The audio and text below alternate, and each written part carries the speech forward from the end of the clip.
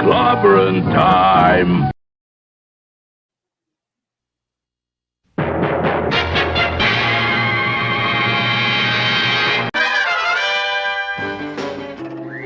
Atomic batteries to power. Turbines to speed. Roger. Ready to move out.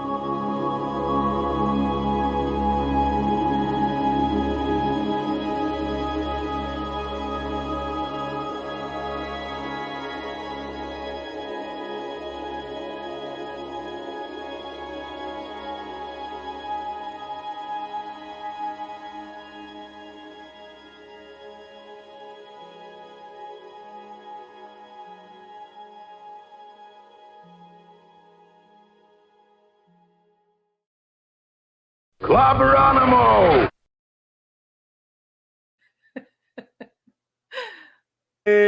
Clobberers, clobberanimos, clobberettes, clobberooskies, clobberonis, clobbering, and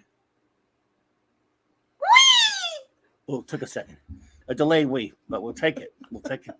All right, my dear friends and brothers and sisters out there all across the Geekverse. It is good to see you. Thank you for joining us here tonight. Man, oh man, what a show we have for you tonight. And I mean that because I don't know what I said. What show do we have for you tonight? Because I don't know. But it'll be something. I always have something planned. Oh, we have some fun, and it's great because it'll be a mystery to me too because I don't know what it is. So I get to I get to enjoy it as a surprise along with the rest of you. But hello, my good friends. Thank you for being here with us tonight on Clobbering Times ECU number. Well, it's 437 on YouTube, 1,137 overall, and of course it is Clobby's. What? Nothing. I was just doing the count. Sorry. Was it a what? Well, you gave a number and then I did the count. I don't know what that means, but okay, I'll take it. Oh, it's from Sesame Street. Oh, well, it's also Clobby's Clubhouse 49. I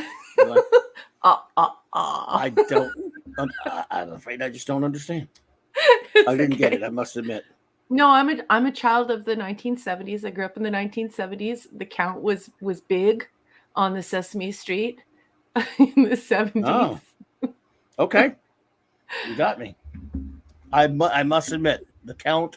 Now I got you, but it took me a while. It could have been Count Chocula. It could have been anything. Well, I like Count Chocula.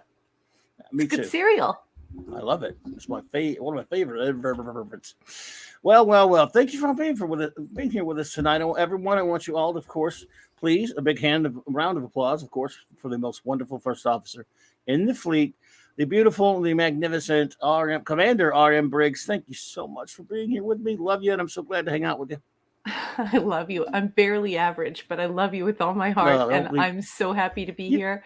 It's an honor to be here with you tonight to share your company and to hang out with some of our really good friends. You've been hanging out with me too long with that kind of talk. You know what? Really haven't, just for that. Your agonizer, please.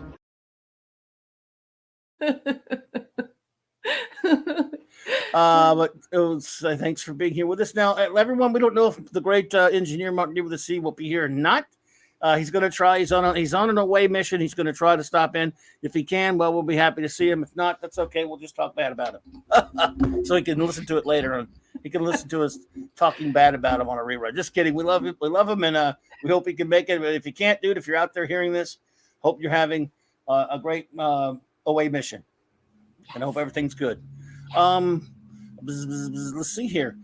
Quick show notes. Of course, tomorrow night I don't know for sure, but I may hang out with the boys at Nick's and my great buddy Nick Wells' comic shop talk on Friday nights. I don't know if I'll be there or not because with the stuff going on tomorrow, I may not be home in time. But it's 8 p.m. Central, even if I 8:30 p.m. Central. If I don't make it, at least so I hope some of you will go there and listen to my boys over there at the comic shop talk. I think who knows what they'll be talking about? Maybe Isom #1 if it came in, if Nick got his copy. You never know. I have no idea what that is, but it sounds exciting. Well, the new comic that was crowdfunded by the great Eric July, who I know about that fella. Yeah, and he's a good dude, and he has a comic that because people hate him for certain reasons, I act like the comic that they kept saying it didn't exist. It was just a big racket, and it was a shield, just a shield game and all this stuff and whatever. And they treated him. They kept saying this. Yeah, he's never going to make any comic. Well, we know a few people, including our own buddy Andy Masterson, has already gotten his copy and reviewed it. He's started shipping them out the other day, and some people already have them. What a ludicrous accusation to level against somebody who is so well established in our community. Look, I realize that not everyone is on the up and up on YouTube, but I mean, there are some of us who know one another in real life.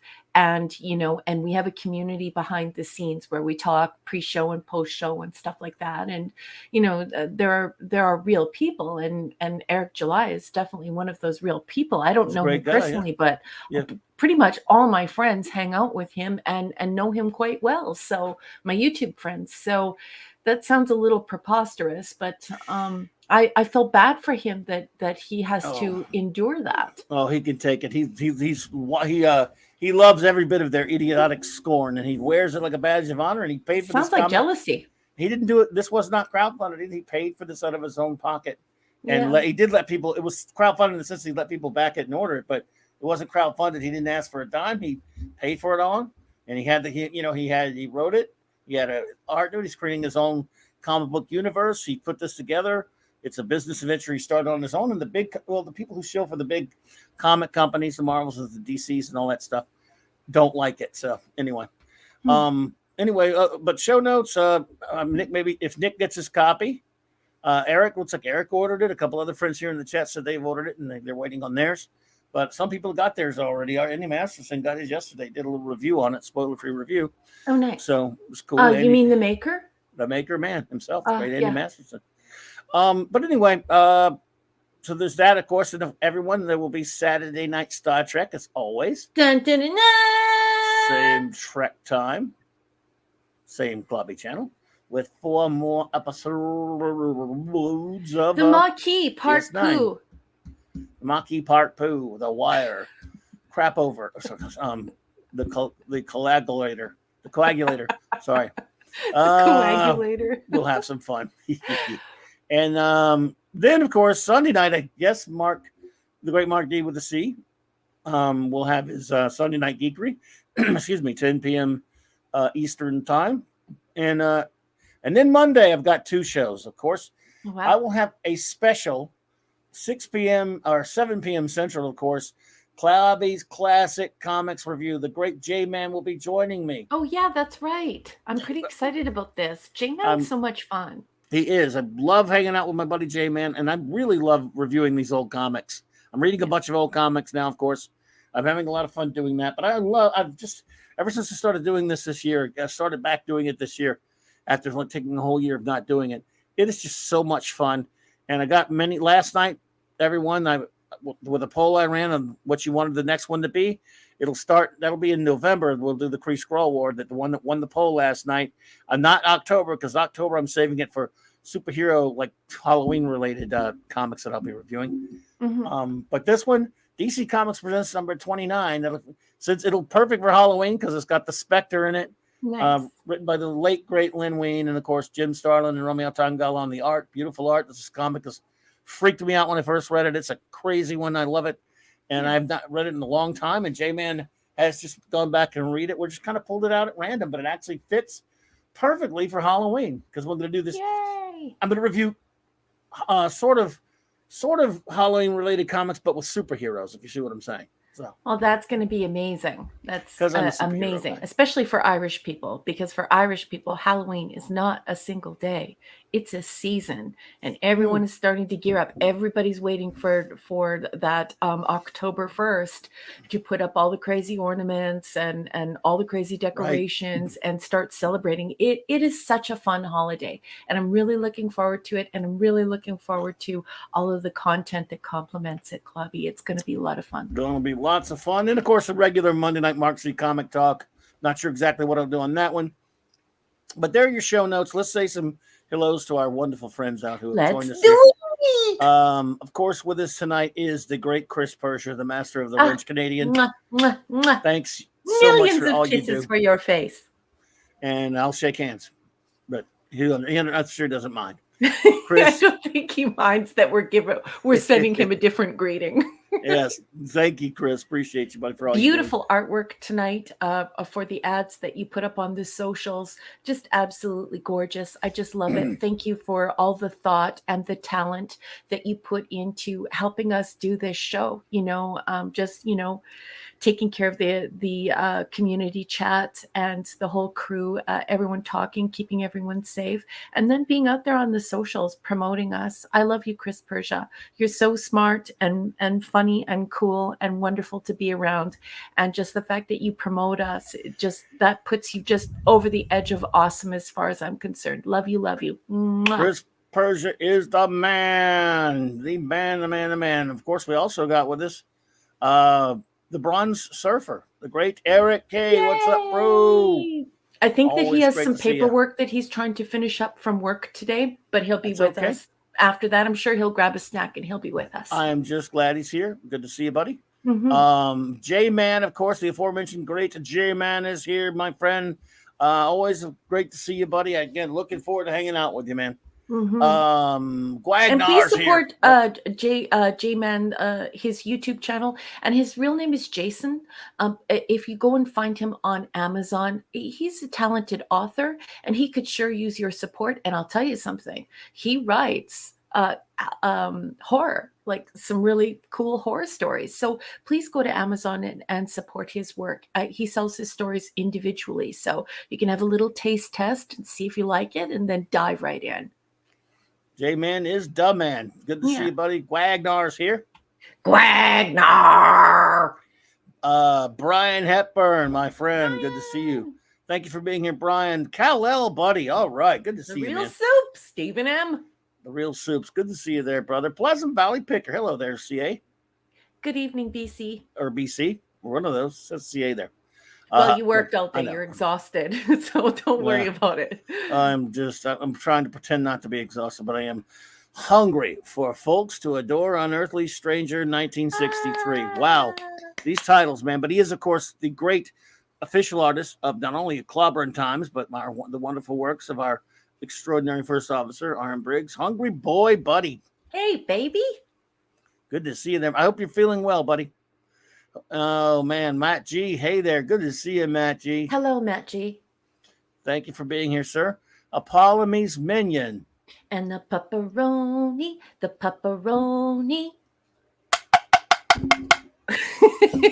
Sorry. I'll try something different every time. How is Simi? Please send Simi some chin scritchies. And hello, Apollome's Minion. So good to see you. Good to see you there. Please travel safely out on the roads. Yes. Apollome's Minion, she keeps our world running. So be careful out there, hon. Indeed. Lovely to see you as always, Apollome. I hope you're both hands on the wheel, my dear. Joseph Dredd. He is a Judge Dredd fan. Ooh. He is Rico's twin brother, Joseph. Good to see you there, buddy. Hello. Classic Comics. What's up, my friend? Good to see you. Classic Comics. CC. CC, sir. One of my favorite people is here. Who? The cool name, Das Wolfen. Das Wolfen, welcome. And the aforementioned, I don't know if his ears were burning, the great Andy Masterson. Like I said, everyone, Yay! Andy has he reviewed with a spoiler-free short review of ISOM #1 yesterday on his channel. If anyone can get that link in there to Andy's channel, please go to his channel and subscribe. Last night, Andy, I sent as many people as I could to put some subs over there, and to go watch your video. I hope they did, and of course, he's a good friend of the show and the maker of things. He is a fantastic, a great individual. Good to see you there, my brother. Very talented maker. Absolutely. Captain James T. Skywalker's here. Skywalker. Yes, sir. The thing jumped on me here. Hang on. Oh, let's see. I don't have jumped on. Max says he broke 400. Congratulations, Andy. And yeah, Maximum Redstone. Max Redstone. What's up, brother? Good to see you. And guess who else is here? Who? Jobber. Just Joe 47. Jobber buddy. How about them Bears now, huh? I don't know if the Bears won this week, but you guys aren't looking too bad. I love that running back you have there. Yeah, I know I swore off football, but it's slowly dragging me back in. I miss it so much. And everybody else who swore it off with me 2 years ago, they've already broken down and started watching it again. And I've been watching it a little bit. Oh, you see, that's cool, Andy, that you passed the 400 there, by the way. That's great. Yeah. I doubt that was me helping much, but I hope it helped a little. Anyway, please, anyone here who has not, please go subscribe to the great Andy Masterson. Das Wolf, the Chiefs fan, huh? Okay, that's okay. You guys have had some glory lately. Well, there you go. Yeah, I can't help but watch it a little bit. Yep. So it's Trek month. So do we have a Trek topic? I don't know. We have not necessarily. But well, Trek is a little bit depressing these days. So yeah. I mean, I could talk about Star Trek, but there's just so much disappointment. Why?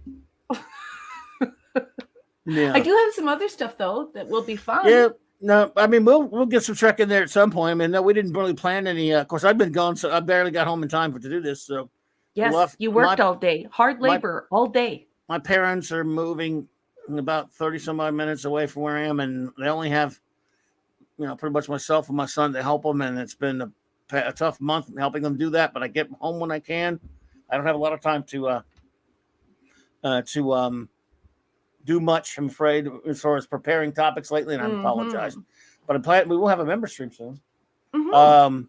So anyway, what was it? I like what Joseph Dredd. That would be an understatement for us. He says, I don't like Kurtzman Trek. I hate we call Klutzman Trek and Jar Jar Abrams trash. We call it the filth around here. Yeah, so, that's what we call it. So because that's what it is. Yes, indeed. Let's see. I watched the director's cuts of Star Trek Part 1 and 2, says J-Man. I hope you mean real Trek and not any fake stuff. I don't know, man. You mean motion picture in Wrath of Khan? Because I'm just curious. I don't think he would say the other trash, would he? I don't know. Ooh, Forjet. Forjet. What is your favorite Doctor Doom comic? I'd have to probably say, oh boy, that's a tough one. A wonderful question. But I love so many of them. I'm not sure if I can single out a favorite off the top of my head for Jet, but because of the issues, that first time he stole the Silver Surfer's powers, I love that. But it was also an issue. I don't think D-Bud's here. He could tell me the numbers where they did sort of like a prisoner. Basically, Jack Kirby, who later drew a prisoner comic, they had a prisoner episode, and it was during in the Kirby run. But there's so many. Forjet, that's a good question, though. Good. I love Dr. Doom, but it's tough, man. You just got in trouble from Jay. I'm sorry, Jay. Go ahead, throw that up on the marquee. Of course, motion picture and Wrath. Come on. I know, man. But you watch your Hunter from the Future, and you watch, dude. You watch Deathstalker. So sometimes I wonder about you. Who's going to get me on that one? Hey, man, I'm just kidding. Captain James T. Skywalker says, Seahawks, dude, you guys, they're rebuilding, and you got Pete Carroll, sorry. But, you've had some glory, too. You've also had glory recently. That's why I don't get too upset that, before I quit, we got a... Oh, yeah, he watched we used to call it your mama from the future. Isn't that Reb Brown, by the way? I don't know what. I vaguely remember watching Cure. I vaguely remember VHS rental. I love how was Jay man. Hey, you're Muslim uncle, and thank you for the chat. There says hail Clubby and panel and chat. Thank you so much. Well, it's good to see you. I hope you and your family are doing well, my friend. Yes, Reb Brown.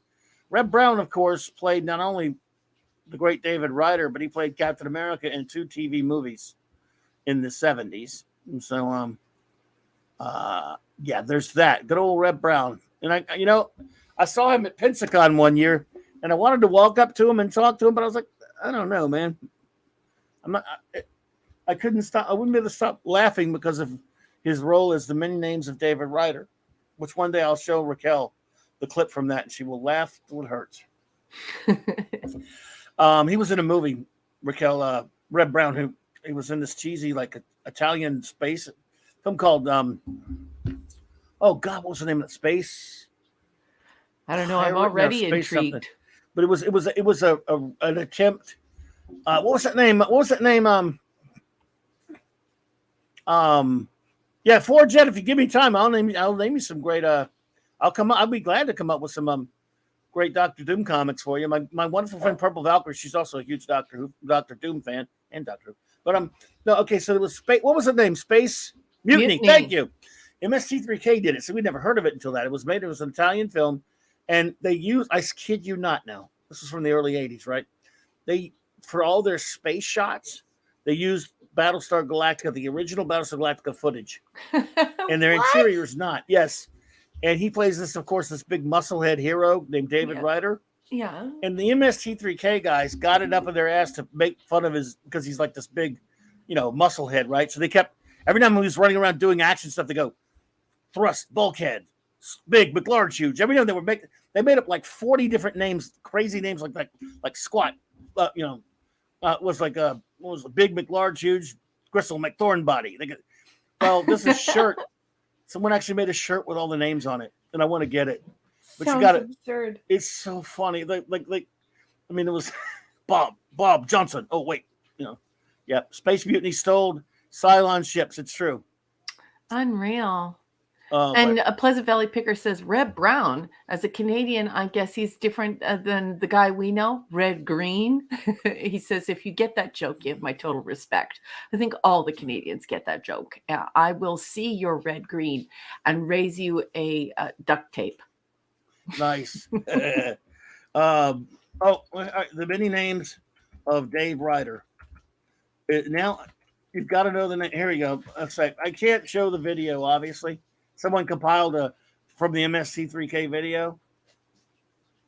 However, I can show you the pictures of the. I can tell you the names. Oh my God! There's that shirt. I want the damn shirt. So, here we go. Wow, man, come on! I need a bigger picture of the shirt. I need to get that damn shirt. All right, so here are the names. Slab, bulkhead, fridge, large meat, punk, space, speed chunk, butch, deadlift, bold, big flank, split, chest hair, flit, iron stag, bolt, Vanderhuge, thick, McRunfast, blast, hard cheese, buff, drink lots. And it goes on and on. I'm not kidding you when there's about 50 of them for the episode. And so is this an X-rated series? Because it sure sounds X-rated. No. It was a really bad movie from the early '80s. But are you familiar with MST3K? Do you know what that is? No. Have you the show Mystery Science Theater 3000? Do you know that show? Yes. It was short for short. Fans call it MST3K, where Joel and the bots. Okay. Right. Well, fans make fun. They call it that, but it's where the guy and the robots make fun of bad movies. Yes. Wisecracks. And so it was that one. It was back. Okay. I'm a big Mystery Science Theater 3000 fan. Nice. And Riff Tracks, who they later did. Just those names, like I'm expecting to hear some music and Ron Jeremy to come out. Bow chicka wow wow. Like just drop one of the names. Just one. Pick one. Do you know what I mean? Oh, Totally. absolutely. Clobby Starring Ron Jeremy. Bow, chicken, wow, wow. Let's see. Clobby shows MST3K respect. The clubhouse is my happy place. I didn't know you were an MST3K fan, Hungry Boy, and I love riff tracks too. Classic MS3K. Yeah, I mean that was that show. I mean, it lasted for a long time. It was, because bad movies are at least fun to make fun of. Hamdingers. Oh my God, that was in Mitchell. So yeah, well, the Mitchell wraparound episode. So yes, classic comics. You mentioned Hamdingers. I know you were an MST3K fan. So that show, because you're gonna be talking about some movies in a minute. That show lasted for a long time, and oh my God, it was so funny. It was so clever. It was, of course, as you may, and I'm sure you know the premise. They said it was like a public access show where they would just show bad movies, and they would sit there. You get this little silhouette in front of the like a movie theater with them. You can see their heads, and they would just make wisecracks at really terrible public domain movies. Yes. And I remember when I first saw it back in the early 90s. I just moved near New Orleans, and we had this cable channel, Comedy Central. And there was this movie that a couple years before that called, that we found an old VHS tape of, called Time of the Apes. We're big Planet of the Apes fans here. My friends and I, Claude and other friends. Well, I love Planet of the Apes. Oh, you love it too. But this was called Time of the Apes, and it was a Japanese film that was a really horrible, cheap ripoff of Planet of the Apes with time travel and crazy stuff. They had really bad ape masks, and we bought it, and we used to just sit in front of the TV and in my comic shop even and laugh our ass off how bad it was. It was so fun, and we used to make fun of it. We used to buy like a copy of it every time we could find a cheap copy and give it to each other as birthday joke gifts and stuff. Time of the Apes. Well, a couple of years after we discovered that movie. It was like 1991 or 2 or something. I'm walking through my living room at this new place we moved, and I'm hearing the TV's on, and hey, Time of the Apes is on. I think my then wife said, it's Time of the Apes. And I walk by, and all of a sudden I start hearing these voices. I'm not sure, what is this? And these voices are coming out of nowhere. And and I'm hearing these jokes. And I'm seeing the silhouette. Like, these guys are making fun of the Time of the Apes. That's what we used to do at the comic shop. And I just fell in love with the show where they would take all these cheesy movies, as they called them. They had the opening, we send them cheesy movies, the worst we can find, because he's basically, these two mad scientists have sent this janitor up into the satellite, and they've stranded him on the satellite, and they make him watch bad movies to monitor his mind. That's the lame setup, And of course, and keep in mind, Joel, in the song, keep in mind, Joel can't control where the movies begin or end because he used those special parts to make his robot friend. So he's got his two little robot Muppets, And it was just a great show, and it's so much fun. I mean, the wisecracks are really clever. They really know their geek stuff. They're really funny. And, of course, later when they broke off, they had something called Riff Tracks, which is similar. But I love them, and the movies they make fun of. And this one, oh, my goodness, Space Mutiny. Oh, wow. I mean, but there's so many horrible movies that if they don't give it the MST3K treatment, they're tough to sit through. Hungbar said, my first MST3K was Time of the Apes. Same as mine. Oh, wow. That's how far my adoration of the show goes. Oh, I did not know you were such a fan. I love it, man. It was so much fun. Oh, wow. Raquel, MST3K did The Amazing Colossal Man and other classic 50s sci-fi. They make scholarly jokes about them. Yes, they're brilliant. I mean, they're really smart. Cool. Now, the thing is, in the mid-'80s, they finally got to make a theatrical movie. And the movie they used was a very well-respected science fiction film from the 50s called This Island Earth. I don't know if you're familiar with it. Yeah. Like, I vaguely remember seeing the Mystery Science Theater 3000, but it was in one sitting, and I very vaguely remember it. Well, the film This Island Earth, though, was a very respected science fiction film. So when we heard they were going to do that, we're like, you better never touch Forbidden Planet. And they said they would never do Forbidden Planet. But they make fun of just about any movie. But I'm saying, don't make fun of good movies. Make fun of bad movies. But they Forbidden Planet is a beautiful movie. They wouldn't touch Forbidden Planet, I don't think. But Max Redstone, I'll check that just a second. Thank you. Manus, The Hands of Fate was yours first one, Judge Dredd. Joe Dredd, listen, that's a tough one there. We went to the Rift Tracks live of that back in the, about back when they started doing Riff Tracks live in the 2000s or whatever. And my son, he said, I don't care if they are doing it. I don't want to. I had to talk him into it. He hates Manos and Hands of Fate so much. Even MST3K can't make him watch it, and he loves MST3K. So let's see. What did you send me there, Max? Email. Let me see what we have. Let's see what Max has for us this evening. Yeah, Gwagnar, I've stopped on the riff tracks a couple of times, but I find it annoying. So I just keep going. Oh, no. But Gwagnar. Oh, look who's here. Dave G. Sound. Hey, Dave G. Sound. And Claude Salling. How's it going there? Good to see you. Oh, hi, Claude. Let's see. I don't know how to pronounce that because it doesn't have the E. I just say Claude. So I hope I'm doing that right, Claude. At least, correct me. Depends upon if he speaks French or not, and depends upon what country he's from. But Claude Salling, I think it is. Yeah. Oh, okay. Is that a picture? Oh, it is a picture. Okay. All right. I will save that. Oh, the Catman's here. Hey, Dee Dee. Hey. And Mrs. Dee Dee Myers. Hello, Mrs. Myers and Dee Dee Myers. Good evening, fine folks. Hello there. So anyway, we got a little sidetracked there. Look, I've never really got a chance to talk about MST3K that much on this show, so we got enough. So I'm sorry about that. Maybe I'll dive into it, but I do have to say that you find it annoying. So I went through the riff tracks, and I found the riff tracks annoying because I don't know. I like that. I like some of that stuff. Oh my God! Some movies without the riff tracks, it's painless. It's painful. Oh, I know. Some of them are quite painful. Wow. Like those horrible Twilight movies. I would never watch the Twilight. I know, but the riff tracks ones are funny. They make Twilight fun, and it's tough. I know you can't make them good. They don't make stuff good. They make them palatable or funny. Mm-hmm. So humorous. And they take on YouTube. The good thing is they have these like 10-minute increments of different excerpts of riff tracks and stuff. So yeah. Let's see here what that picture you've got there. Max sent me a picture. Let me find it here. Okay. And we'll show it. Okay. Thank you, Max. And then of course, don't worry, everyone. Raquel has a topic. Or has something. I don't know what it is. I have very little. Just some conversation.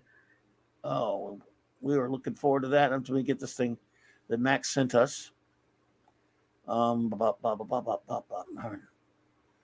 on, Max. Watch original creeping terror film. A BC says it's like The Blob with no Steve McQueen. Oh, I remember like watching The Blob when it came out. I liked The Blob with Steve McQueen though. Actually, yeah. I hated the remakes. What year did The Blob come out? Oh, 60, 50, 59, 60, somewhere in that ballpark. Yeah, because I remember watching it on television. Yeah, I saw it at the theater. Now, not when it was out, obviously, but they were in a re-release in the 70s. Yeah, I'm a 70s kid. I'm not a 60s kid. Oh my God!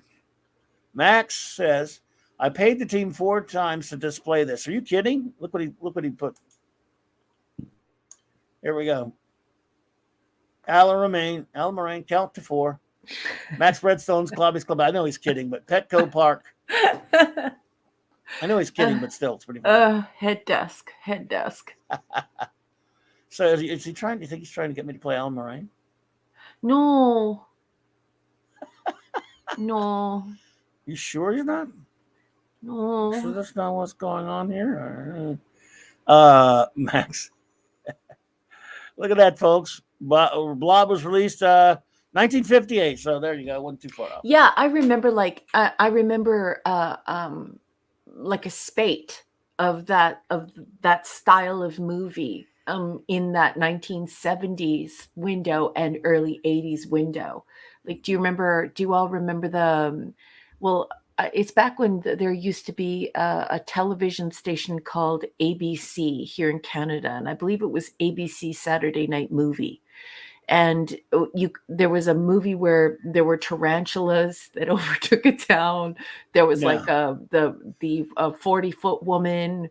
There was the 50-foot woman. Yeah. Yeah, the 50-foot woman. Right?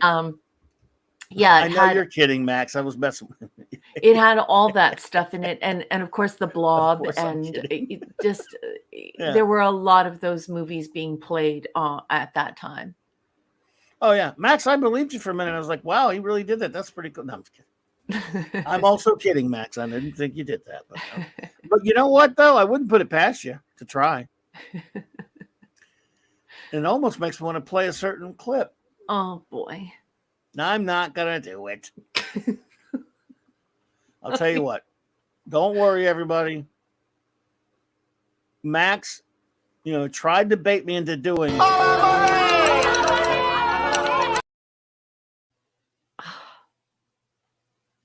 it's nothing doing, Max. You can't get me. So, okay, well, but I thank you for that, Max. By the way, appreciate it. That's one of my show notes, just so you know. JT Kirk, who is a part of our Saturday Night Star Trek crew, he made a request once it was revealed that the Wadi sticks, CLOBBERIN, could have a sexy nature.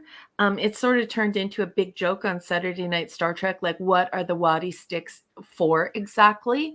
And so JT Kirk requested that I add them to our emoji set. So I would like to officially announce here on Coffee's Clubhouse that JT Kirk's request has been granted. And if you type in Wadi _6, or no, I think it's Wadi sticks. I don't think they allow an underscore here. The stupid Wadi sex sticks will show in the emojis. You don't have to type it in or anything, it's there. Is that right? Yes. So go ahead and you go.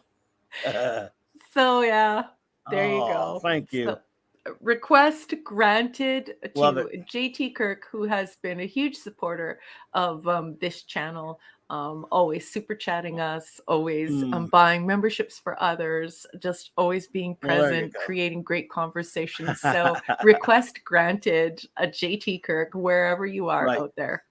Yes, indeed. JJ Kirk. So what do you have for us tonight? You have some interesting things to show us, I believe. Yeah, I was hoping that Mark would be here, but it's okay.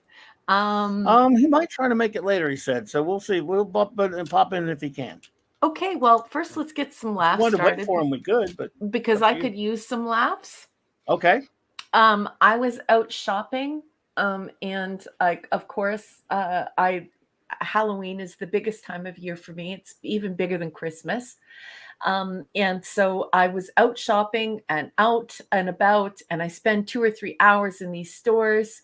And I wanted you all to know that I found a Halloween costume from Mark D with a C. It's white clam spiked seawater. Wow. A salty sea beverage, just perfect for the disgusting sea tongues he's always eating.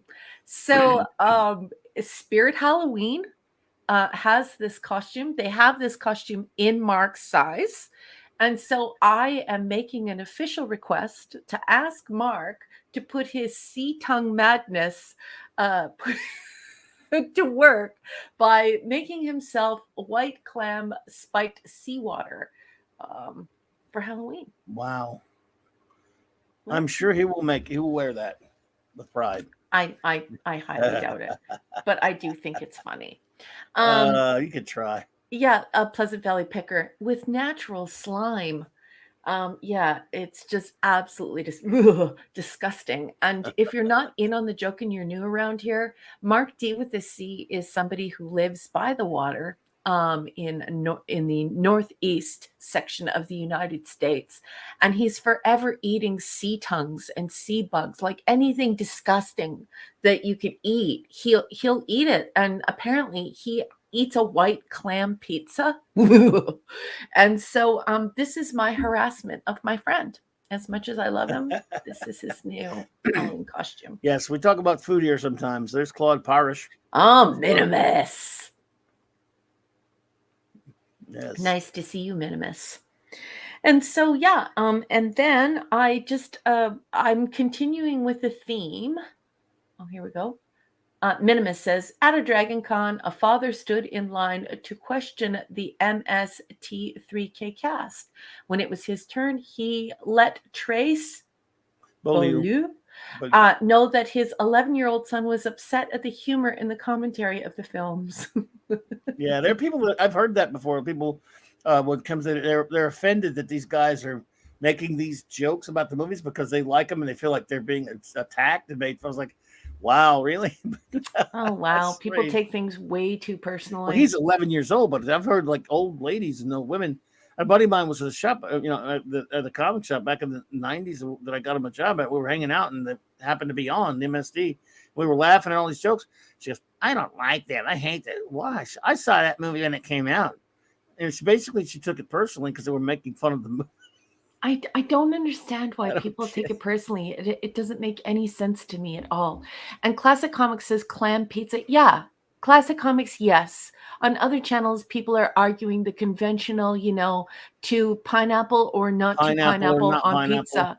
Yeah. Here, Mark is trying to get people to eat a white sauce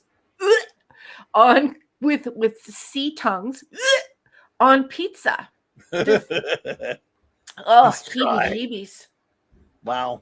Absolutely disgusting. Yes, he's had no luck so far, from what I understand. No takers. Yeah. And continuing with this theme of I hate all of the new stuff that they're making. Clubby was asking about the new movie or the movies that I've been watching because I've been rolling back the movies. I'm a nerd. I've read books my whole life. I have not been interested in film, so I don't know a lot about film. And I certainly don't know to the level of a geek. Geeks know about merchandise and gaming and all that, and filmmaking and film dates and film stats and actors' names and directors' names and all that stuff. I don't know anything about that stuff. I'm just your typical academic nerd. Welcome, Grimdark, by the way. And to top it all off, I'm Canadian. So, and I grew up of very modest means. And by modest means, I mean impecunious means. So quite poor. And so we didn't have, a lot of television to watch or paraphernalia or machines to watch films. So I have been catching up in my adulthood, now, and especially now that I'm hanging around with all these geeks. So I have started doing a rollback of science fiction films that I've been watching, and Clobby has been delighted by this. So that's my presentation for tonight. All right. Well, we'll say hello to Grimdark Inferior. Great to see you. And of course, look who else is here. Hey. Maddie's daddy, Steve. Hey, buddy. Hi. Good to see you, my friend. So you have some movies to talk about. I did, yeah. So this week I was busy collecting some movies, some science fiction movies that were recommended to science fiction fans through Tubi. And so the first one that I watched was Wraith.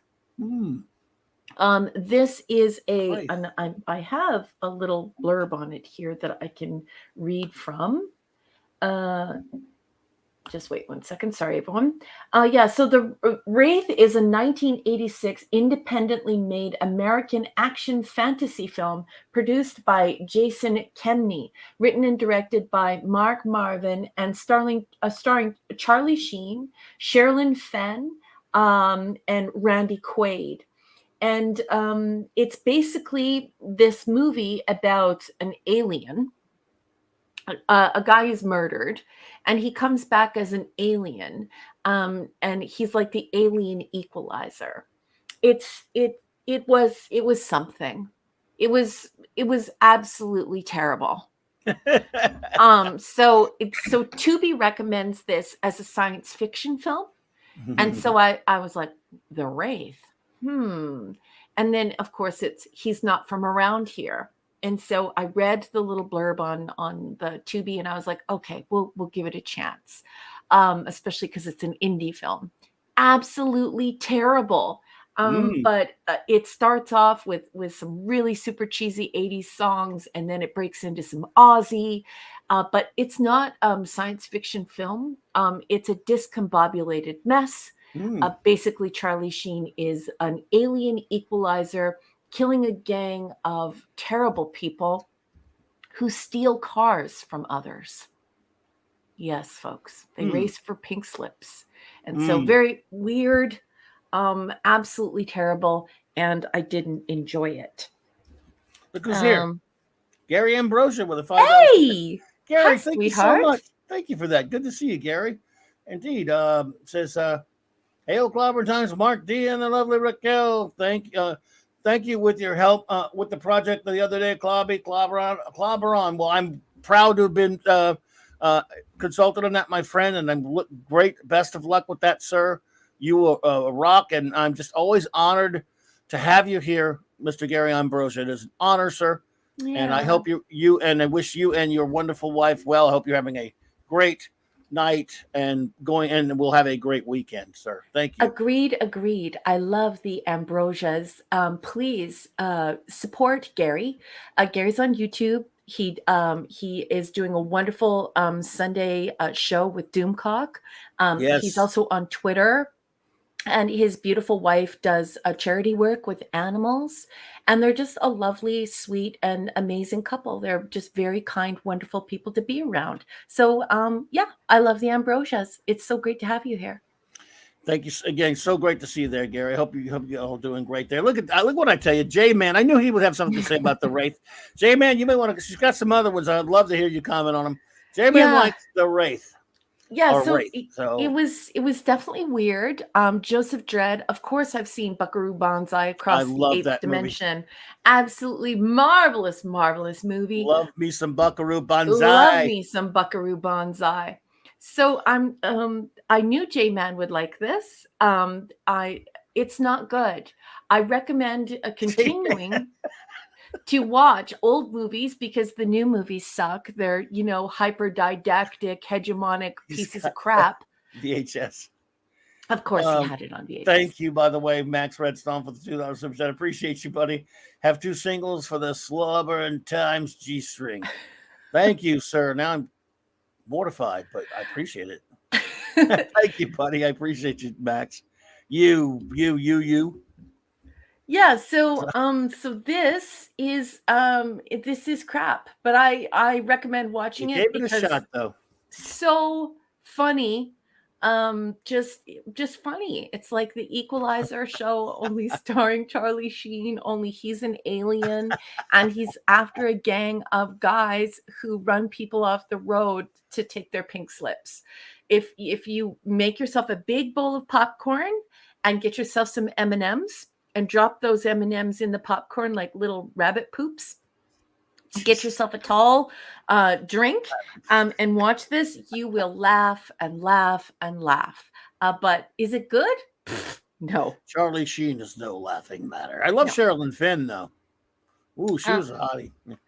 The next one that I watched is... Ooh, I see one that I've seen. Night of the Comets. Oh my, yes. Our wonderful wrestler blasting friends, Michael and Melinda, not only love this film for Iconicon, it was this for last year. They had two of these, I think, two of the actors, or these ladies who were in that film. They interviewed them for one of their panels and stuff. This is a cult film from the 80s that a lot of people love. It was a fun movie.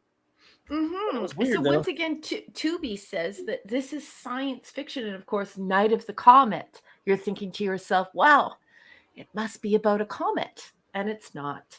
Night of the Comet is a 1984 American science fiction comedy horror film. Yeah, that's the way. Laugh while you can, the monkey boy. It's a science fiction comedy horror film. Written and directed by Tom Eberhardt. It stars Catherine Mary Stewart, Robert Beltran. Of course, you know him as Commander Chakotay. and Kelly Maroney as survivors of a comet that has turned most people into either dust or zombies.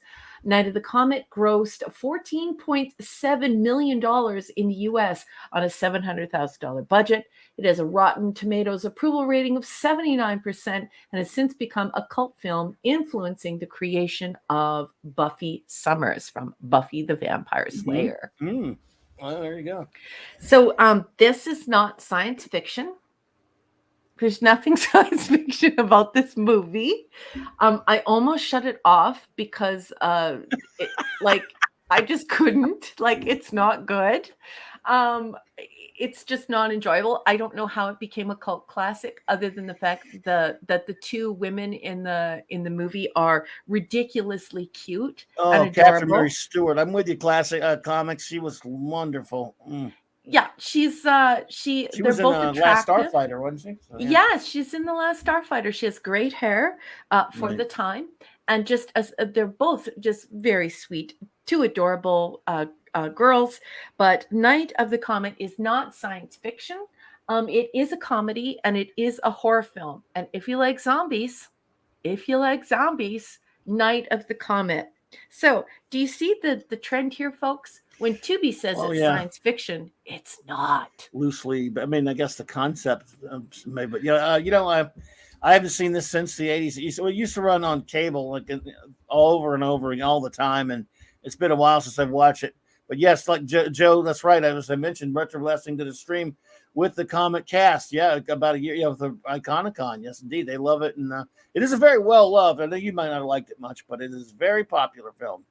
Yeah, and I can see why people like it, because of course it's like people love zombie movies, and it has two sexy women in it. Well, Gary says trashy movies are awesome. I can't get enough of them. Yeah, me too. Yeah, I mean they're fun. No, there's no question about it. Yeah.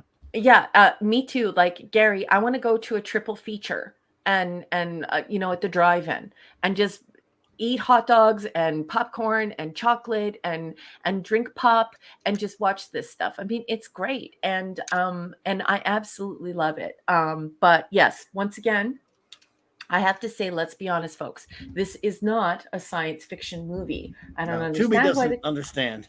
Yeah, it's not. It's not. What else we got? I see another movie I've seen before, but there are some coming, boss. There's something I haven't seen.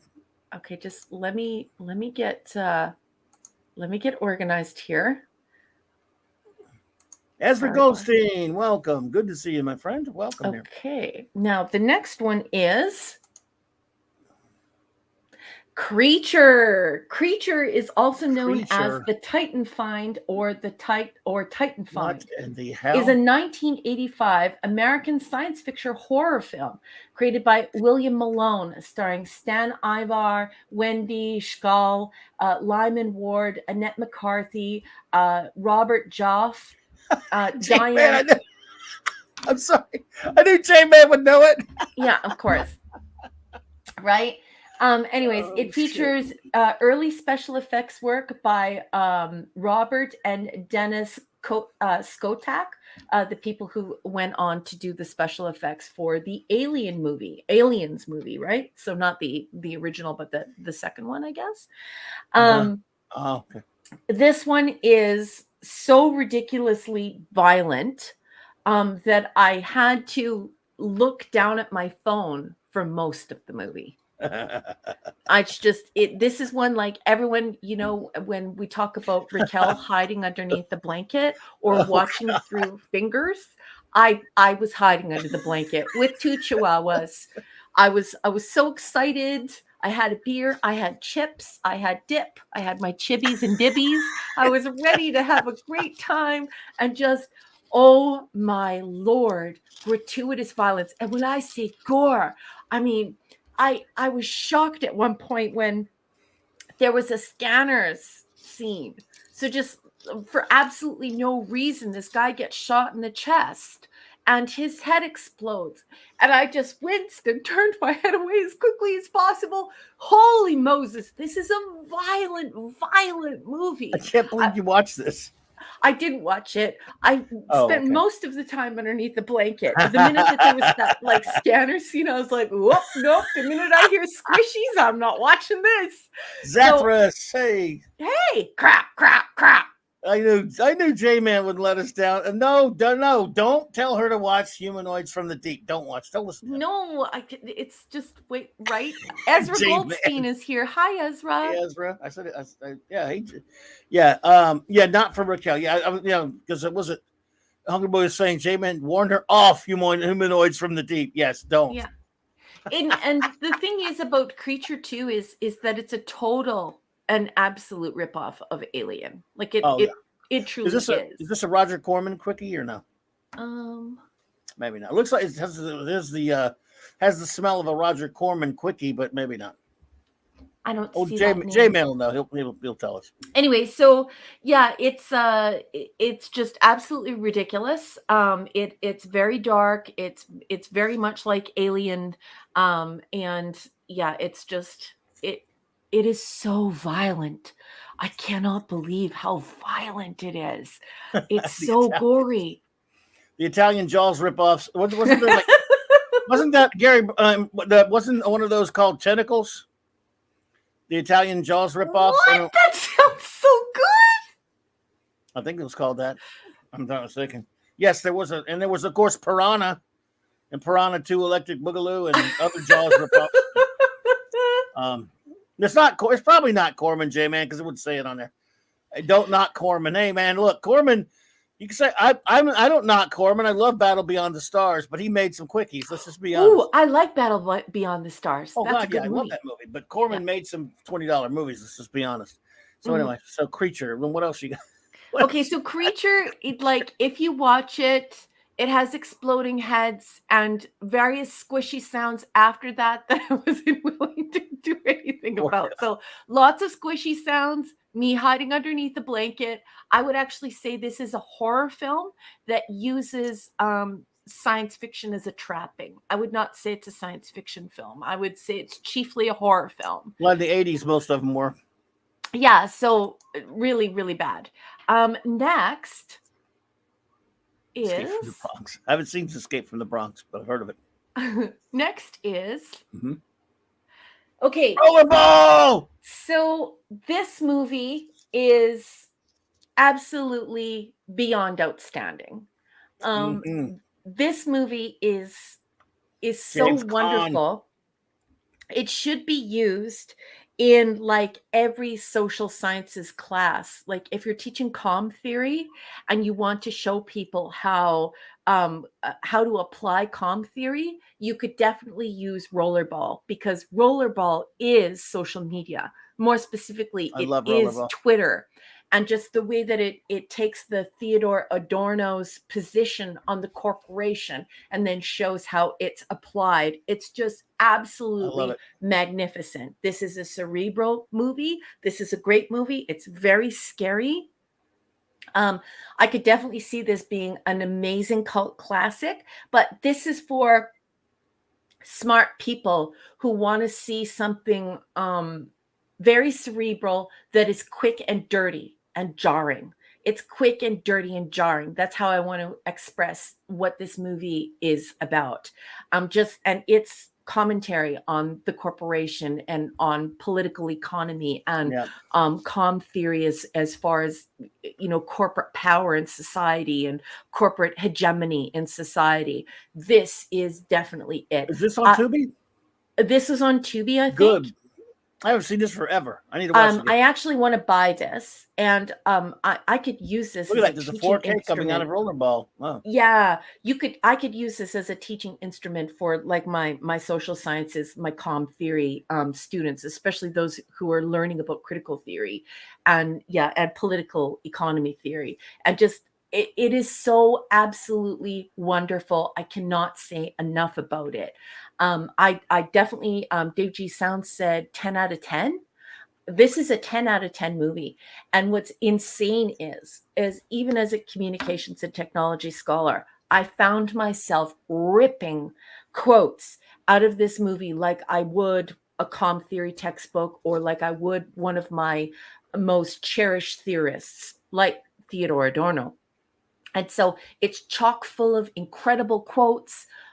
It's magnificent. It's good stuff. I haven't seen that in ages. Now I'll go back and watch it. Buy Rollerball. James and Caan then remember that soul. Rollerball is Twitter. Yeah, there you go. Maud Adams. James Caan just passed not so long ago. Love James Caan. And yeah, this is great stuff. Gary Ambrose says, the Warrior, watch the Warriors. I love the Warriors. Hey, Donnie Pearson, good to see you there. 1990, the Bronx Warriors, Escape from the Bronx, and then Escape from New York. One complete story. Well, I do love Escape from New York. I haven't seen those other two, but the Warriors is one of my favorite films. Warriors. Yeah, the Warriors and Escape from New York. Yeah, both are good. Now, the Warriors, I bought it not a couple of years back, and I've got the Walter Hill comic book version, which is weird. When he went back and made it, I wish he'd kind of left it alone. I kind of like the version I had. I would like to just get the original version, but it was the way he wanted to do it originally and couldn't afford to. I don't know if any of you have seen that. It's when I say comic book version, was he kind of messed with his own film. He went back and I don't know if any of you have seen that because he said he wanted it to feel like a comic book. So all of his scene changes he would stop the film and he would put it like a comic book picture. He would stop, it would change every frame with a comic book thing. Kind of off-putting and weird, and I love comics, but I want to get the original because, this is the Blu-ray. Yeah, what he said he said the baseball Furies were wasted. Yeah, I'm seeing what. Okay, yes, yeah. The Warriors DVD has the original. The Blu-ray has only the comic panels version, which is weird, but I love that movie. Did we welcome Donnie Pearson to the room? I did. Donnie Pearson, good to see you. Okay, sorry I missed that. And J-Man is saying to be careful when you're buying Rollerball. Don't get the remake. Yeah, I don't know anything about a remake, folks. And like I said, I'm not a geek. I don't know about this sort of thing, but I will tell you.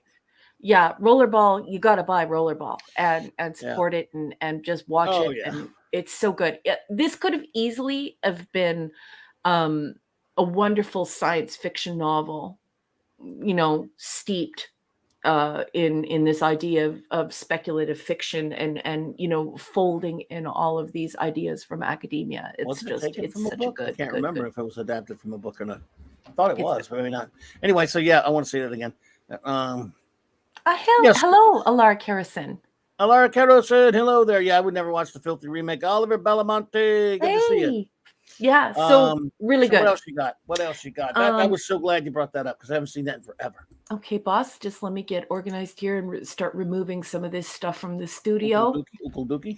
Okay, let's remove that from the studio. And now for something that is so special that I can't even deal with. There you go. It was based on a book by William Harrison. Thank you. I knew. Oh, it was. By William Harrison. Harrison. I will write that down. I would like to read the book. Does Minimus, is the book the same thing? Like the same title? He probably has the book. Is the book the same title, Rollerball? Minimus? Chances are he has it or you've seen it. He'll let us know. Yeah. So, okay, because I would love to read that book. That book, it would be... Rollerball is based on a short story in Esquire magazine. Esquire magazine. Okay. Well, all they probably put it in book form later then. Yes. Well, that's usually what happens. It's always that short story that gets things started. Rollerball murder. Okay. So they probably put it. Maybe it was in the mag first, and then later, either before or after the movie released it to a book. So there you go. It's so good, ridiculous. Okay, so now I have something for you that is totally science fiction. It is completely science fiction. It is the most science fiction thing that I have seen in a very, very long time. It was recommended to me by Hungry Boy. We were sitting up late one night. Of course, he's on the other side of the world, and I'm on the exact opposite side of the world. And he sends me this link and he's like, you have to watch this. And so of course I trust him immediately because his taste is immaculate. Well, who sent that to you again? Hungry Boy. Hungry Boy knows this stuff. Yeah, he does. And we have the same taste in art and fine arts and things like this. So he sends me this gloriousness. This is called Unearthly Stranger. Unearthly Neville. Stranger is a 1963 British science fiction film directed by John Krish and starring John Neville. It was released in the UK by Independent Artist Production Limited. The film was written by Rex Carlton based on an idea by Geoffrey Stone. Its UK release was April 1964. So, wow. I can read the plot if everyone would like me to read the plot off of Wikipedia. Please do. I love John Neville. He's a great actor, by the way. This movie is so good. I haven't liked a movie this much since Forbidden Planet. This is top notch science fiction, and it's actual science fiction. It's so delicious. It gets me excited. I get goosebumps from it. So here's the plot. I'm going to read this extemporaneously, so please excuse me. Cold read, there might be mistakes. Dr. Mark Davidson, the narrator, is in fear of his life. His predecessor died under mysterious circumstances just after making a major breakthrough. The cause of death, an explosion inside of his brain, is being withheld by Secret Service agent Major Clark. The scientists are working on a project involving spaceflight by the power of mental concentration.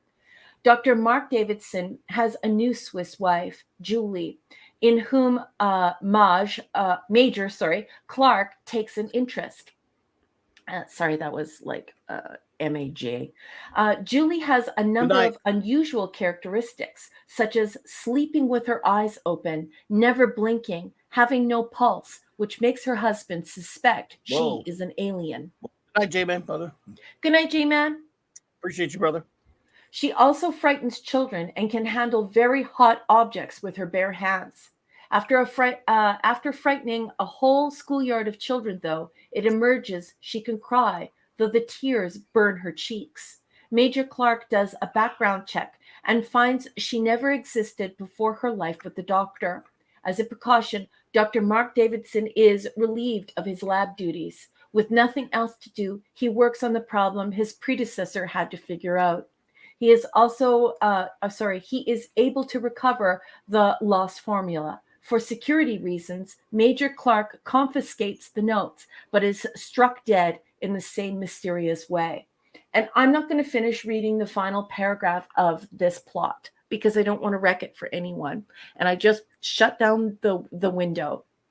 So I don't have any more information for you. But I will tell you this. If you love Forbidden Planet, if you love Gene Roddenberry, if you love Isaac Asimov, and you love his books, like his actual books, you are going to absolutely love Unearthly Stranger. I'm over the moon for it. It is glorious, glorious, gloriousness. Wow. Must buy, must watch. 10 out of 10 for Unearthly Stranger. 10 out of 10 for the original Powerball. And the rest, but still enjoyable. Still enjoyable. Matthew Pounder, what's up, Kimasabi? Hey, hi, Matthew. Good to see you there, bro. And that's all I have for you tonight. That's fantastic. I love it. I love this little thing. Again, always something fun at the clubhouse. Raquel always brings it, folks. No, and a big round of applause for my beautiful, wonderful first officer, my friends. Yeah. Oh, I love you. Thank you so much. Great. So I really enjoyed myself and discovering American and UK culture through these streaming services and just having all of this access to titles. Like, you know, when I was growing up, we didn't even have a proper movie store. There was no such thing as Blockbuster. I grew up in the 70s. And, you know, at that time, less than 2% of North American households, well, you know, Western households, even had a VHS player. So a lot of this stuff is really super expensive and difficult to get at, even though I think people overplay their hand and they try and pretend like they've watched a lot more than they have if they haven't lived in the United States. And so I'm just having such a great time with American film culture right now. It is so good. It is so cool. And yeah, I love it. And this unprecedented access to American culture and American film culture, especially sci-fi, it's just so delightful. I'm having a blast. Even the stinkers are fun, everyone. Even the stinkers. Yes. Anyway, so that's my segment. fantastic. It was like a year or so ago now. We were talking about a movie that I love that you went and watched, and that I just I hadn't seen it in a long time, called The 4D Man with Robert Lansing. That's so good. That was so much fun. Anyone else remember that? Anyone out there remember that? We Can talked you put about that this up on the years. Google? I guess I could goggle it. Yeah, goggle that, or DuckDuckGo it, or Brave it. And The 4D Man, I loved it, man. That's 4D Man is an amazing movie. Another pure and true science fiction film. Yeah, let's see here. Robert Lansing, of course, Gary 7 on Star Trek. And I think what we're talking about, that came up because I think we were talking about the Assignment Earth. Star Trek. And somehow it came up. So I just let's see here. I think it's on YouTube. Someone, I believe it's on there. So yeah, he was basically, he had the powers of the vision, everyone. Yes, there he is, the 4D Man. Oh man, so good. Great movie.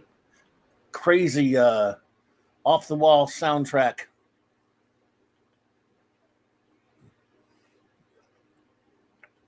Yes. Yeah, see, I love being on Doomcock with Gary, and I love when Gary materializes here, because it's so nice to meet someone who is honest. Gary never overplays his hand. I love Gary so much. He says a lot of these movies I remember seeing in the video store, the VHS covers were very memorable as a child. Never saw them though. Yeah, it's a lot of stuff that comes out of the United States, like just the sheer volume of it, Gary. It amazes me. And your culture is just phenomenal. The stuff, like the United States has made so many wonderful things. The UK as well. And of course, yes, Brian Hepburn, the lovely, beautiful Lee Merriweather is in 4D Man. Oh my goodness, love her. Yeah. Yeah. So great stuff, though. Highly recommend 4D Man. Highly recommend 4D Man. But really, the Unearthly Stranger, I would put up there with Forbidden Planet for me. Wow. I felt so inspired by it.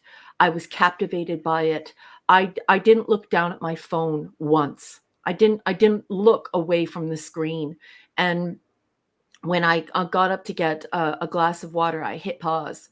I did not miss a single second of this film. So good. And I have to tell you, I cannot believe what an amazing com theory exemplar Rollerball is, and how applicable the critical theory is to Twitter today and what's happening with corporate hegemony. It's just outstanding stuff. So many of those films predicted so much back then, like Network and Rollerball even. Andy Masterson says, I saw a lot of these movies because often they were the last things left to rent at the video store. Yeah, well, the old video stores. Yeah, absolutely. And there's some more truth there too, right, Andy? Like, I remember, like, for us, even in the very early 80s, you could only rent a VHS player. Well, first it was Betamax. From the Red Rooster, which is a convenience store that sells donuts and was linked to Texaco here in Canada. Basically, a gas station with a grocery store on it, and with it, and your parents would have to leave like a $400 or $500 check with the store clerk and a license, and then of course it's $50 to rent it, or however much it was, I don't remember, and then of course you would also have to leave a deposit on the movies, because the movies were $70 or $80 each. Yep. And so unless you're American and you come from parents who let you go to see the films on Saturday afternoon, or you're a very rich 2%er and you have that kind of money, a lot of us missed out on this stuff, and it's great stuff. And if you feel like you're languishing in all of this modern filth, go on Tubi and take a trip back. So much of this stuff is just delectable. It's delicious. It's great stuff. Great stuff. John Neville was that one you're talking about, that Unearthly Yeah. But he played Baron Munchausen in Terry Gilliam's great Adventures of Baron Munchausen film. Ah, nice. Yep, he was much older, of course, at that point. Great actor. Yeah. So, yeah, well, that's cool stuff there. I love that you came up with these things. It's always fun. I'm glad. Makes me want to go watch some of myself. I'm, don't get to watch much of anything. I don't watch anything new other than garbage. Because I loved Cobra Kai, but that I burned to that too quickly. I got my 4 episodes of Deep Space Nine I have to watch every week now that we're reviewing, of course. That's hit or miss. Sometimes they're great ones, whatever. But anyway, and when it comes to being able to watch something just for the fun of it, I don't know. Just so that I can talk about them, I have been forcing myself the pain of watching She-Hulk. Why are you calling it that? It's called She-Hump. She-Hulk and Andor. You mean the cure for insomnia? God, it was boring. Does anyone else? Some people don't agree. Some people are really liking Andor. I don't know what to tell you about that, but let's see. What's that? Andy mentioned. Let's see. Gary said, I've heard Primer is a really great film. Haven't seen it yet. It's supposed to be the modern equivalent of the raw sci-fi diamond in the rough. I have not heard of that one, sir. Oh my goodness. Oh my goodness. There are some amazing comments coming through here. Pleasant Valley Picker got a beta recorder in 1980s. Joseph Dredd has watched Rollerball on TCM. I don't even know what that is. Every time they show it. Yeah. And look at this comment from Dave G. Sound. Oh, may I please talk about this? Sure. This one? Dave G. Sound says, Raquel, I find it interesting you compare Rollerball to Twitter, as I've always compared it to the powerful pacifying society through the diminutive sports spectacle NFL Coliseum. That's exactly what I'm talking about. If we were to talk about this in the realm of social science, Dave G. Sound, I would definitely consider Twitter the same as the spectacle created in public hangings, public decapitations. I would definitely put it in there with that bread and circuses idea, and with the Colosseums and the lions and the gladiators, and this horrible impact on society. And I definitely think that Twitter is that same type of spectacle. It's where you go to watch folks harassing and abusing one another, and they sort of make it to the top. Who's going to be at the top of this Twitter spectacle? And so I do consider Twitter bread and circuses. I do consider it Colosseum-esque, and I do liken it to those public executions, the gruesome ones where people were decapitated, and public hangings, and so on and so forth. I think that is a very horrible thing that society has a penchant for, and we keep facilitating it whenever we can and however we can. And so I definitely love this comment, and I would love to see this as an essay prompt.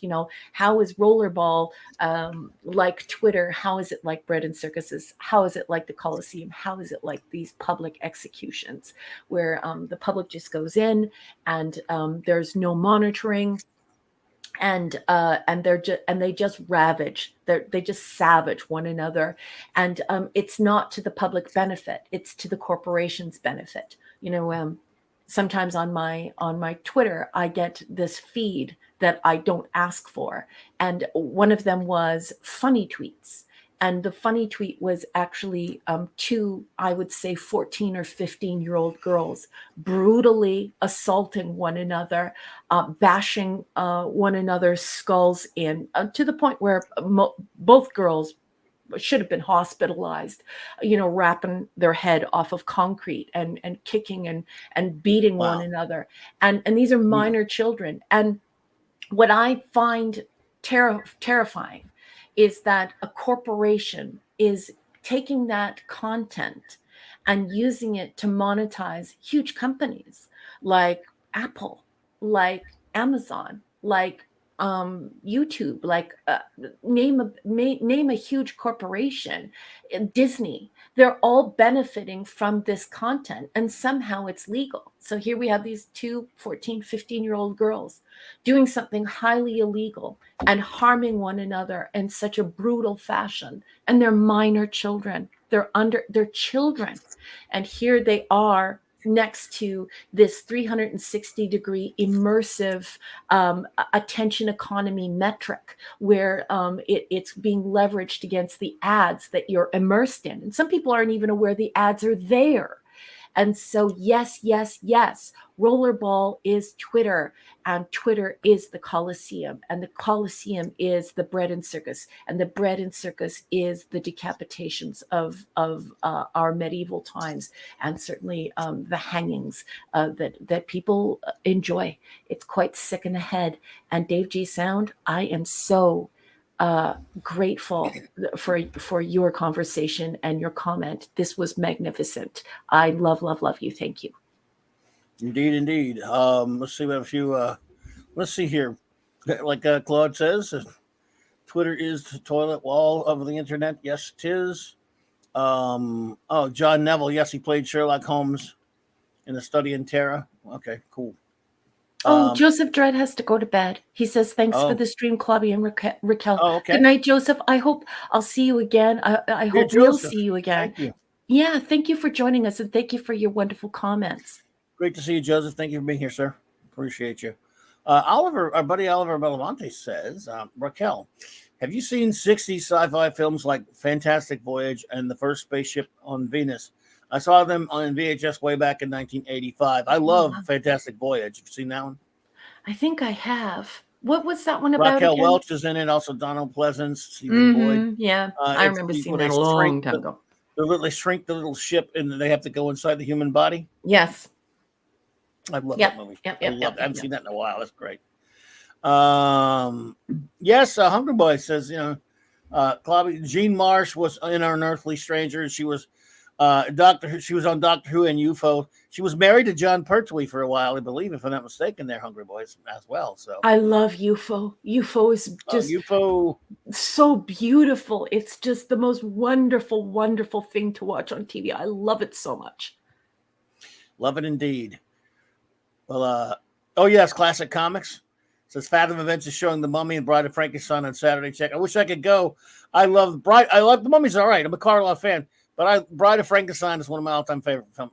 It's even better than the first film. It's one of those sequels. This is better than the first. I love Frankenstein, of course, James Whale, but with Boris Karloff. But Bride of Frankenstein, I love it even more. I love the Universal monster films. Joe said She-Hulk equals Angry McBeal. Yeah, the show's good. Oh, that new episode was even worse. It gets even worse. So bad. I watched it because Clobby did. I didn't want him to suffer alone. I don't know if you're referring to She-Hulk or both there, Chris Persia, but I do appreciate you for that, buddy. Mm-hmm. Well, Hungry Boy says Twitter and TikTok make moments profit from this juvenile violence, but the potential brain damage lasts for the victims of the zeitgeist, and certainly in perpetuity. The digital verse is forever. But the thing that I find so frightening, Hungry Boy, is that it's been monetized, and no one has questioned it. So Twitter directly benefits, and Disney and Apple and all these big companies who advertise to the tune of over $900 billion. The attention economy advertising ecosystem alone will be worth within just a handful of years. So yeah, it amazes me that they can make money off of this thing. Like I can't believe that it's not illegal to show children brutalizing one another and making profit off it. It should be. Twitter's beneath contempt. They're total garbage, those people. Mm-hmm. Yeah. So, but yeah, well, thank you, Chris She-Hulk. Yeah. I'm sorry. Inconceivable. I have to run down. Inconceivable. I think that's a shame, Chris. You shouldn't watch just because of me, but yeah, She-Hulk is terrible. Holy, it keeps getting worse, and they keep teasing, like dangling the Daredevil carrot. People keep saying Daredevil's going to be on this week, so because they showed his helmet 2 weeks ago. No. First of all, it's going to be so bad when they do it. This week is so fucking. Oh, God. My God. Look, you haven't earned. If you're going to do a comedy, try to at least be funny, but they don't know how to be funny. Resurrecting obscure D-list supervillains that no one's ever heard of unless you're basically me, like a geek, ridiculous geek. And then just so you can make fun of them. It's fine for something like The Tick or something that's supposed to be a parody, but on this, it's just embarrassing. Show's so. Did you see this bad. comment from Chris? Yeah. Oh, right here last week. Yeah, put that up on the marquee. Look at this, boss. Was horrible. Jen's friend marries her pet dog. Yeah. The connotations regarding that are disturbing. Last night's was just boring. Nothing but narcissism. The whole show is nothing but narcissism. It is absolutely horrible. A human being married a pet dog? Why? I don't remember that, but I don't think so. No, it didn't happen. Did that happen? She said Jen's friend marries her pet dog. Yeah. Jen's friend. If you're talking about the one she went to the wedding, they never showed the groom. I'm not sure what he's talking about there. Then again, could have happened and I zoned out. I don't remember seeing that, but he'll have to tell us what's going on about that. But it did. I will send you a DM. Okay. It did. No, the dog was Jen's groomsman. No, yeah, that's right. No. It was the groomsman. Like she was what it was she was invited to this big wedding out somewhere, and by an old friend that she hadn't seen in forever. I don't know why she invited her. Anyway, she was a bridesmaid, and her groomsman that was walking next to her was a dog. Terrible. But they never actually showed the groom. But Crazy. Anyway, it was just show's horrible, dude. It's just man, oh man. But this week was worse. I mean, I don't know I didn't think you could be worse than last week. Let's see. It was a groomsman. Why is it dressed in because the show's made by idiots, Chris. That's all. They are idiots. I mean, it's crap. Claude says, bulletin. This just in Trek Space, which is something. One day you'll have to let me tell you all about the Trek Space Wars. The fan site who blocked me, and I'm still blocked too, because I expressed hatred of the bad reboot version. We both went through that. That was in 2008 and 9 when we got in those Trek Space Wars. Gone. We were both members in good standing once, but we were we were messed up. They don't like us anymore, and they're finally gone. Huh? Good. Andy Masterson says the bride was what? Really? I don't know. Well, gross. I don't know. I don't know. Unless you look, I'm not gonna say anything. Gross. The bride looked like a woman to me. I mean, I'm not. Better not. Huh? Really? Okay. Sick. I did not know that. I didn't know that, Andy. But all I do know is the episode sucked donkeys. It was all that stupid crap with Mr. Immortal, a very obscure John Byrne character from Avengers West Coast or something. That stuff was not funny.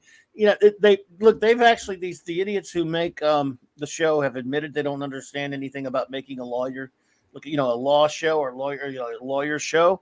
They said they don't know how to write a courtroom drama and stuff. Well, they proved it because again, I'm no lawyer, but I'm fairly sure that your attorney in these cases, in any case, is supposed to be on your side. But because this was a guy and these were two women who hate men, and it was written, basically, this was last week. There's this character because they work for the super-powered, super beings law enforcement division, a part of a law firm where they handle cases for people with superpowers, right? Very funny. Well, this dude called Mr. Immortal who could can't die, he'll throw himself off a building or whatever, and he's just brought back to life no matter what.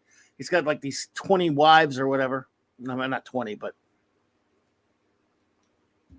like 15 wives, whatever it is, and they all want a settlement with him because he always kills himself to get out of these marriages. And they all, it was so stupid. Well, one of them's not a wife. One of them's he had all women except one dude he married. I don't know, but anyway, his attorney and the woman, Jen's friend who was helping him with it on the case, they're totally on the side of the other people. And it's so, and they were all like, they couldn't wait to stick it to this guy. It's just so bad. It was Mr. Immortal was a deep cut from the Great Lakes Avengers. Yes. John Byrne character. That's the way things are moving that now, though.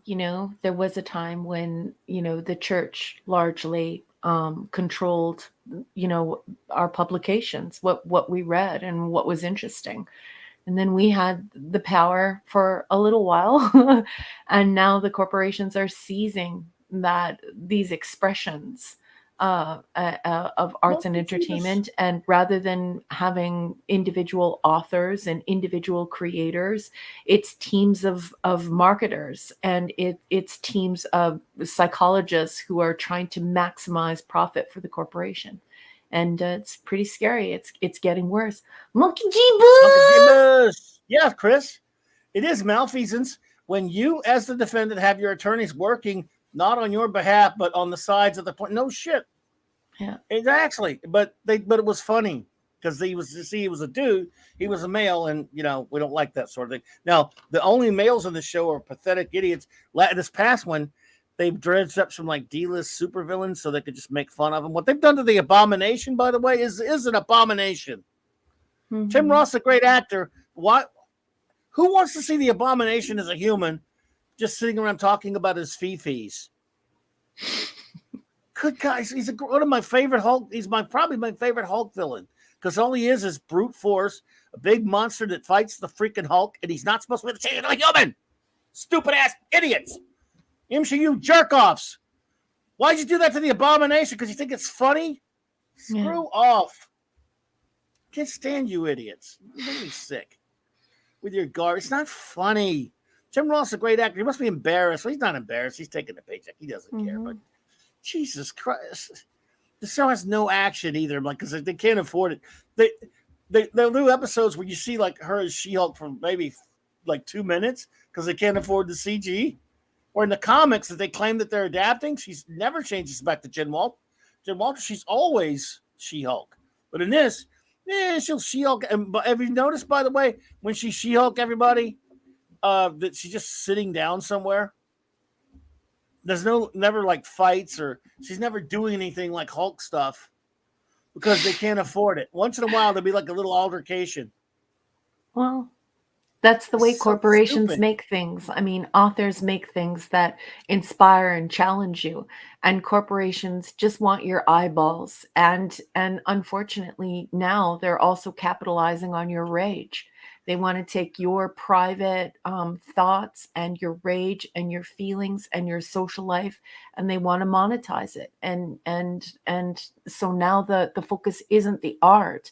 The focus is you. You are the content. Not She-Hump. And Pleasant Valley Picker, don't leave. Don't be ridiculous. Of course, I'm reading everything you're saying, but at the same time, I can't interrupt the boss while he's ranting, especially when he's ranting about something I don't watch. I don't watch She-Hump, so I wanted to make sure that he could get his points across. You're not old, you're not tired, and you do matter. But anyway, there's an ebb and a flow in the conversation. We'll get back to you. Look, Pleasant Valley, dude, no one is singling anyone out and not talking them or avoiding them. We're talking about things with each other. Hello there, Papa Delta Yankee. Hey, Papa Delta Yankee! And we're talking to you. We're talking to everybody when we're doing the show, okay? I can't get into the chat that much. We try to talk to the chat sometimes when we can. It's difficult to figure that out if someone asks a question or something like that. If other people in the chat are not speaking to you, I don't know. But I mean, I'm sure they are. Nobody in the chat ignores you. But Raquel and I we're trying to do something for everyone to listen to, including those who are lurking and who are listening to us later. Nobody avoids you. You've got to, dude. You're a friend here. We like you and everything, man. And don't say stuff like you're tired and old. It don't matter. We're all here. Nobody else is complaining about us not talking directly to them. Okay, so just hang in there. You're gonna be all right. We call it everyone when we can, especially when it's working with the conversation. And yes, Papa Delta Yankee and everyone else who is laughing about me calling it she hump. Yes. Yeah, it is she hump. And I sing the She Bop song by Cyndi Lauper to this show. I would never watch this show. I would rather perform a frontal lobotomy on myself with a melon baller through my eye socket than watch She Hump. Just absolutely ridiculous pseudo entertainment that is really, really just a way of a corporation trying to satisfy an illicit rage. That's all. I would never watch this crap. It's crap. Well, you're always welcome here, Pleasant. So it's fine. I'm glad you enjoy it. Anyway, yeah, look, She Hump. Some people like it. Hey, whatever. There are people who actually think this garbage is funny. Seeing a bunch of, D-list supervillains sitting around in a group, like in a group therapy session. Oh God, it was so painful. These are characters that are very obscure that they use, that I've seen them in some comics, but this is supposedly, folks. Here's the thing: if you want to do a show making fun of superhero tropes and all that kind of stuff, that's one thing. This is supposed to take place in the same universe before it became the MCU and was the MCU. The same universe where Thanos wiped out half of all living things in the universe. Where the Red Skull fought Captain America, where even Loki tried to invade and destroy the entire planet with an army of Jatari, where the Winter Soldier, all the serious, things that happened that they took seriously. Some of the movies were great, some of them weren't. But it took place. This is supposed to take place in that same universe. But they don't care. They're idiots. They don't care anymore. Look, go make a crap show like that with something else. Don't do it with the Marvel universe. And there have been 6 or 7 now, I think. Marvel shows on Disney minus. The only one I haven't watched is Miss Marvel because I just don't even care about the character. Some people like it fine. When people are saying it's okay. No interest to me, but I have been dumb enough to watch all of the other ones, including She-Hulk. And I hate it. But I've watched them. I've got the info down. And to me, every one of them is garbage. Yeah. If you like them, fine. To quote the boob grabber, Arlen Ellison, it's better that than you should be out there stealing hubcaps. Oh, he's here. He's here. Bronze Wrencher, it finished work. I told you he would be back after he was done. Thank you, buddy. Hey, we love you too, honey. All night. Love you all. Love you, bro. Good to see you there, man. The great Eric K., the Bronze Wrencher, folks. So, look, some people like it. And you all should know here now, I'm going to go off on stuff and say how much I hate it, what a piece of trash something is. It doesn't mean I'm insulting you or again, my close friends know it. Like, we all the time when we disagree on something, we bust each other's ass about it. You like that shit? What's wrong with you? We joke around. But so what? I don't give a shit if they say, if we make fun of the things. If anyone makes fun of the stuff I like, I don't care. So why should you? So if you like She-Hulk, fine. I mean, just don't She-Hump. She-Hump's better. I'm gonna steal She-Hump from you, but I'll credit you as well. She-Hump, whatever. It's just, I don't get it. I don't see how you could find the show funny in any way. And that's the goal here, right? Is they call it a comedy. Okay, it's comedy, but it's not funny to me. And if you're laughing, I want to know what you think is funny about this show. Well, the semiotics are quite strange, and semiology is the scholarly study of signs, symbols, and artifacts, and the impact they make on communication. These tacit conversations, things that are unspoken that we understand, and we don't need any more explanation. And you can think about it like when you see a stop sign, you know that you have to stop. It doesn't have to say stop on it. You recognize the stop sign. Or when you think of like a heart, you know that a heart is a symbol of love, even though it doesn't look anything like a human heart. And so, this semiology is this study, and we study it in communication theory. And it's one of my areas of specialization. And I have to say that I did not watch She Hump, but I will tell you that I find the semiotics defy the claims of this feminist emancipation that was previously stated when it came to these IPs, when it came to these Marvel comics. Good night, so Steve. You have women that have to look and appear very masculine, like men, oversized, very, very, muscled, and that is supposed to be the projection of power. If we were really going for feminist power, why can't the woman just be an average woman who has some feminist power? And then Americans call this thing that she was doing on the screen twerking. It's not twerking. It's humping. You're dry humping the air like a dog, and it's something that like a stripper would do, or someone in a pornographic film would do. So I'm not going to call it twerking. It's actually dry humping the air. And so, where is this feminism that the corporations claimed they were going to give us by reclaiming these comics from their original authors? Good night, Gary and Steve Mitchum. You have a great Good night, Gary. Good night. Good night, Mrs. Ambrosia. And Mrs. Yes, and Maddie and Maddie's daddy. Good night. But no, you're right. Sorry, go ahead. But like you and I, we met like, I don't know, almost 2 years ago. And I remember us having these, very intense conversations about how the corporations felt like they were going to take over all these Marvel comics, these DC comics, and all of these different IPs that they said were misogynistic, and that they were going to transform them through critical theory and create this emancipatory, proclamation or emancipatory process for women to get rid of misogyny. And that's not what She Hump.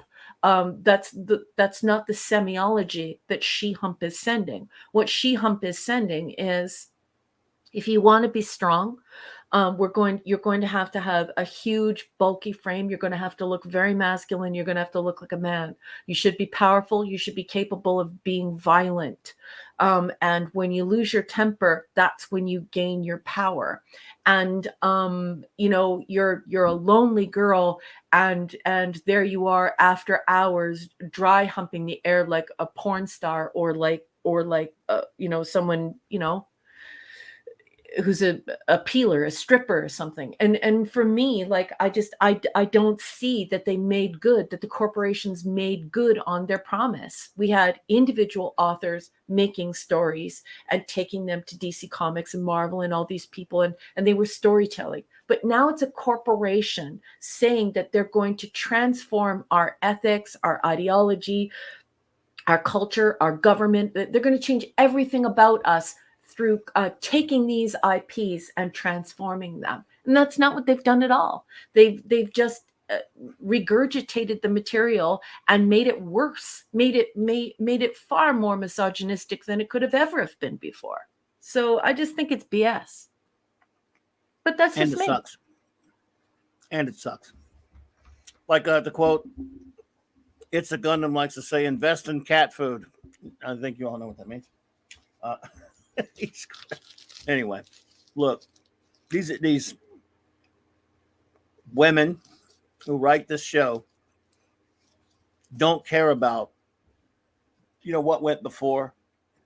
That's always been a thing with me when it comes to comics, Star Trek, Doctor Who, Star Wars, whatever. Respect for what went before. And if you don't have that, I'm out. If I don't see that, I'm gone. I have no interest in it. And I started seeing that kind of thing in comics way before they started doing it to these other things, right? But Now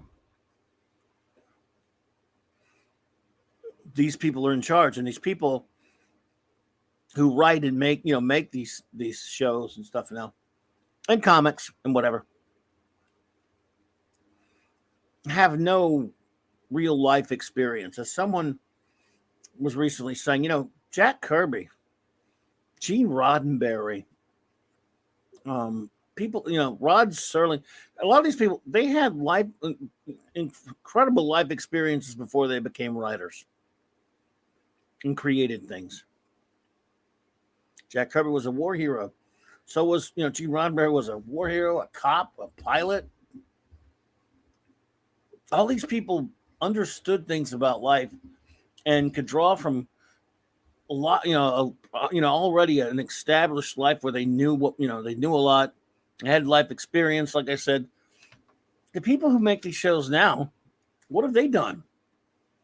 Because a lot of them are in their early 20s, mid 20s, early 30s.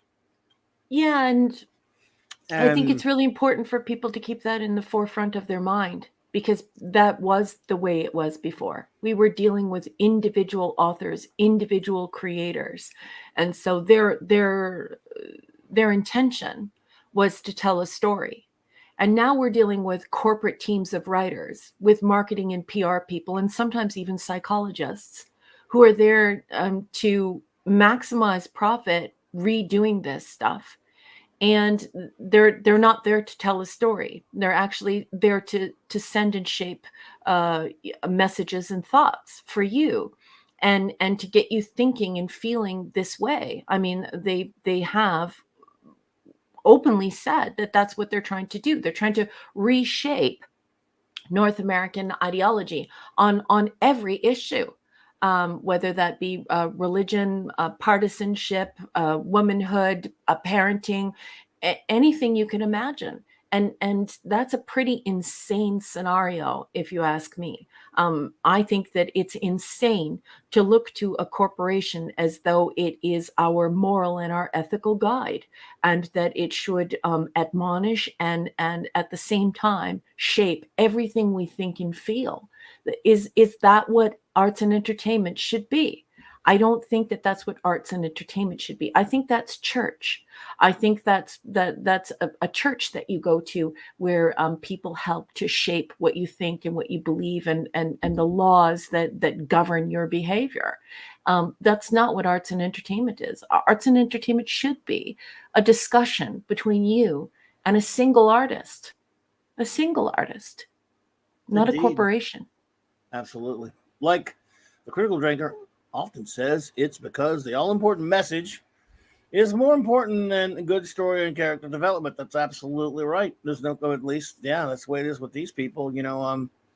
Will things ever improve, or is the storytelling dead forever pleasant? They might improve. I mean, it's going to take a while, but I don't think it's dead forever. Storytelling will never be dead. It is very difficult to come up with something original, since they say there's nothing new under the sun, and so many things have already been done. There's that challenge, but people will always want to tell stories, and people will always want to read into or watch stories. So it's not dead. It'll just change. Like a lot of in things. Literary theory, we say that there are only, well, not we, but many people say there are essentially only 7 stories that human beings tell. And the thing is that it's the way you tell the stories. And the way individuals tell stories is way different than the way a corporation tells stories. And when you want to get into an argument with an author, and an author is going to challenge you, that is far different than a multi-billion-dollar corporation that controls through tentacles all over communications, technology, arts, and entertainment, over the goods you consume, the food you eat. When they wrap their tentacles around all of that and try and shape what you think and what you believe and what you feel. Those are 2 very different scenarios, and people need to wake up and realize this is happening. They're no longer mad at one particular author or delighted by one particular author. Now it's a team, and it usually involves marketers and even psychologists, not only trying to engage you, but trying to elicit a response that will feed the attention economy online. And so I think the critical drinker has made a good point, but the thing is that the message, I think, stops short of what's actually happening here, and it's a much deeper a problem that is that's deep and far and wide, and it's actually quite scary, because it's the corporation strangling arts and entertainment until the only expression can be by a business, by a corporation, and not by storytellers. That's pretty scary. That's a pretty scary thing. It's a lot of power, too. A lot of power. Absolutely. Matthew Pounder, like he says, people have been saying the tide is starting for 6 years. I'll believe it when I see it. That's the best approach. Believe it when you see it. The moment you realize you came up with your own universe and concepts entirely on your own. Yep. But look, there's still, like, once in a while. In fact, I guess since I was, bitching about something earlier a lot, and that Raquel was good enough to talk about some things that she really liked, I guess I'll talk about something recent that I liked. Of course, I've already mentioned that I loved Cobra Kai. It's not science fiction, though, but it's something I liked.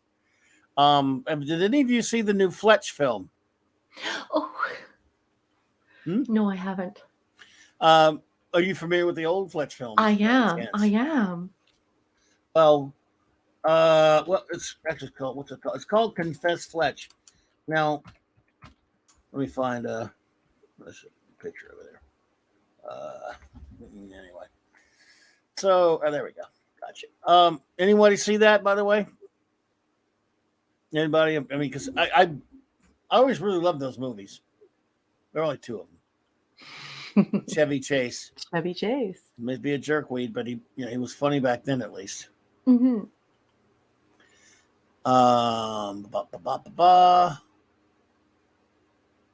Let's see if anyone knows what I'm even talking about. What if we have anyone who's familiar with this? Is new. It's out in theaters, at least it was. Oh wow! Now it's on Paramount Minus. That's whatever. some serious retro art. I wonder what Hungry Boy thinks of that. Interesting. A dead body of Solon Picasso and this guy. So if anybody, anyway, a lot of people would probably go, that guy, he's not Chevy Chase, and he's not. But back in the 80s, 85, the first Fletch film came out with Chevy Chase, and again, I love it. Don't get me wrong. In fact, loved it so much. Of course, that was at that time in 85. Every movie I went to see a movie, back then, and I was 21 years old, I think. I was every weekend I was driving like a 2-hour drive to go date my then girlfriend, who I later married. Every week, every single weekend we went to a movie. It was a new movie every week wanted to go see. Sometimes when we loved the last week that we'd go see again, right? But that Fletch was one of them. Fletch was many of them, and we loved the movie so much that my friend Claude and I became big fans of the books. And there were books. The movie was based on books. The Chevy Chase character, again, because he saw Eddie Murphy, hit it big with Beverly Hills Cop. Chevy Chase wanted something like that. So he's not like the book character. Is anyone mentioning it, that they've seen it? No, I don't think anyone knows. Hungry Boy did give us some feedback. I'll put him up on the marquee just so you can read this, boss. Let's see. I dig it if it were not digital. Oh, he's talking about the poster, yeah. Yeah, I didn't realize that. If it were painted not digital. Oh, okay. Wow. Yeah, and that's really important, because this is one of the things that's helping to suffocate artists and authors and people who are creators, and that is this dependence upon digital. So basically, you could just take this picture or rough sketch, and it's created digitally, and so they're putting artists and authors out of work so that they can get these corporate teams doing this stuff. So Hungry Boy is annoyed, and now so am I. Sorry, Hungry Boy. Thank you, honey. I'm sorry. No, just the art. I'm just kidding. But yes, so we became big fans of the books, and the second book was called Confess Fletch. Anyway, the character in the books is not really like it. He's not Chevy Chase. He's really nothing like him. They didn't even, so when they get this, there have been years, I think we talked about this last week, they threatened to remake for years. It actually had the terror of being threatened by Kevin Smith. Ugh. Kevin Smith almost started doing the books. No, God, no, thank you. We dodged that one. Who's when that? I heard about, Kevin Smith, you don't know who that is? No. Really? He's a very popular geekweed jackass who a lot of people. He was very popular with nerds and geeks in the 90s and into the 2000s. Everyone worshipped his ass, and they were all loving him. He was like this stoner geek. I never liked him. He owned a comic shop. He started making movies like Chasing Amy and Clerks and all these other crap I would never popular watch. movies. Yeah, a lot of people love him. But he was huge with the geeks, right? Except for me. I'm the only one that ever does not like Kevin Smith. And my buddy, like our good friend Tom at Midnight Edge, was a huge Kevin Smith fan for years. Now he can't stand him. And of course, recently he's come out to be a Hollywood shill there, and he just ruined Masters of the Universe for a lot of people. So he's, thought, oh God, don't let him make this thing. Anyway, so John Hamm comes along. Turns out he did the same thing that Claude and I did. Hello there, Dave. Good to see you, buddy. John Hamm was a fan of the movie, so he went and read the books. He must have been close to our same age, I guess.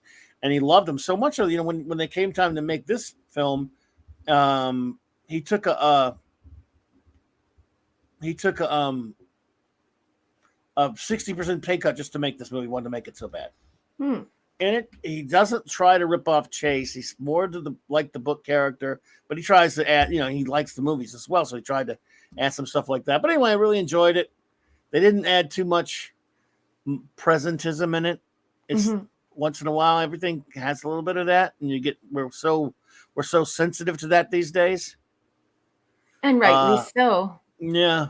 Presentism is just ravaging intelligent discourse. It's crippling intelligent discourse to the point where you can't even discuss facts. It's presentism is becoming dangerous. I was misusing that a little bit, only because you don't like the word wokeism. So, and I have no other word to use. Presentism, I inaccurately used it to there, but I figured you'd know I was talking about wokeism. Oh, I know exactly what you're saying. And presentism is a little bit different, but although it's a cousin to, it is a sibling of quote unquote wokeism. Anyway, but yes, so Papa Delta Yankee said, I never liked him either. When he ruined He-Man, I felt vindicated. Thank you, Papa Delta. I'm glad I'm not the only one, because I never could stand Smith, and he's so beloved by so many people. Is this the guy that cried? Is this when I was he on cries that about stream everything. with you guys and he cried? He cries about every damn thing. You got to be more specific. What he does is he's a shill, so he gets invited to, for example, like the City new Trek movies at the time when the Jar Jar Abrams trash movies, or he got invited to the set of one of the new Disney Star Wars garbage movies, and he cried. He said, "Oh, I saw this and I cried." So people used to make all these memes about him crying. I remember you guys talking about this. I was on streams with you when you guys were talking about this. Okay, so this Kevin Smith guy was going to do Fletch. He threatened the Buckaroo Banzai remake. He's always and I would have wanted to kill myself. No. Oh my goodness, we would have to have him drawn and quartered if he tried to go after. Oh my God, I'd have gone. Oh God, no! Don't let him do that. So he's threatened a few things. Green Hornet, which they still made a shitty Green Hornet, but just didn't do his shitty Green Hornet. Let's see. Wait, is this Ham from the insurance? Yes, he's with the insurance guy, and he's also on a show called Madman. But I enjoyed this because, a fan of the books, they really adapted a lot of bits of that book. Claude, I haven't read the book in years and years and years, but I remember bits of it when I saw this. So I'm like 1986 or 7, so I read the book. But anyway, I'd like to go back and read those books now. But yeah, this is I enjoyed it. But again, just nothing science fiction or anything important, everybody. But I feel like I'm beaten up on a lot of stuff, so I would show something that, a little bit of something that I like, something I enjoyed. I hope they make more. I like Ham in the role. I thought he did a good job. So, and very Claude's interesting reading it now. Comments from Hungry Boy. this whole idea that, you know, these how technology is being disruptive to the creative universe. And I loved his comments on the poster. Wow. Nice. He said he wasn't annoyed. I am annoyed. I just, you know how I feel about, you know, practical effects, about practical art, about practical writing. You have to be able to do these things. And yeah, in order to call yourself a creator, you don't just join a corporation and sit in a room with 30 people saying, how can we engage the public? How can we get them excited and pissed off? And how can we get them tweeting? How can we monetize rage and feedback and talk? How can we get people talking about this? And that's what they're doing right now. And so, yeah, it's really sad to me because somebody somewhere has to sit down and decide that they just want to tell a story for the sake of telling a story, or paint because somebody wants to paint something beautiful and they want to share a piece of themselves from inside themselves. But you know what I'm saying? Like, it's just, people really, really need to focus on this idea of the single creator with a vision. They want to communicate something that's beautiful and that is actually arts and entertainment, rather than this corporate monster that is just trying to find a way to make all of this monetize. Let's monetize everything, all the feelings, everything people say, all of the reaction, everything. Let's do that now. Doesn't matter if it's good. We don't have to make these people go into the living room anymore. They're on the internet. They're on the laptop. They're carrying their phones around with them. We need money, and we need it now. Get them tweeting, get them YouTubing, get them Facebooking, get them, get them doing all these things. Get them out on Instagram talking about our corporate product. Let's do this. Let's monetize it 2 ways, 3 ways, 5 ways. Let's do it.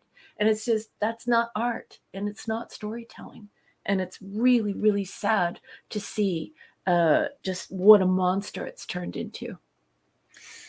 Yes, and Kevin Smith is poo. So there you go. Yes, thank God he didn't touch Buckaroo Banzai, but he threatened it for a couple of years. Good Lord. I love Buckaroo Banzai. We should do one night in the clubhouse. We'll just review it. We'll talk about it. Well, yeah, I haven't watched it in a while, and I could tell you everything that I've seen it so many times, but I would watch it like right before that. And, we should talk about it again. What do you think? Yeah.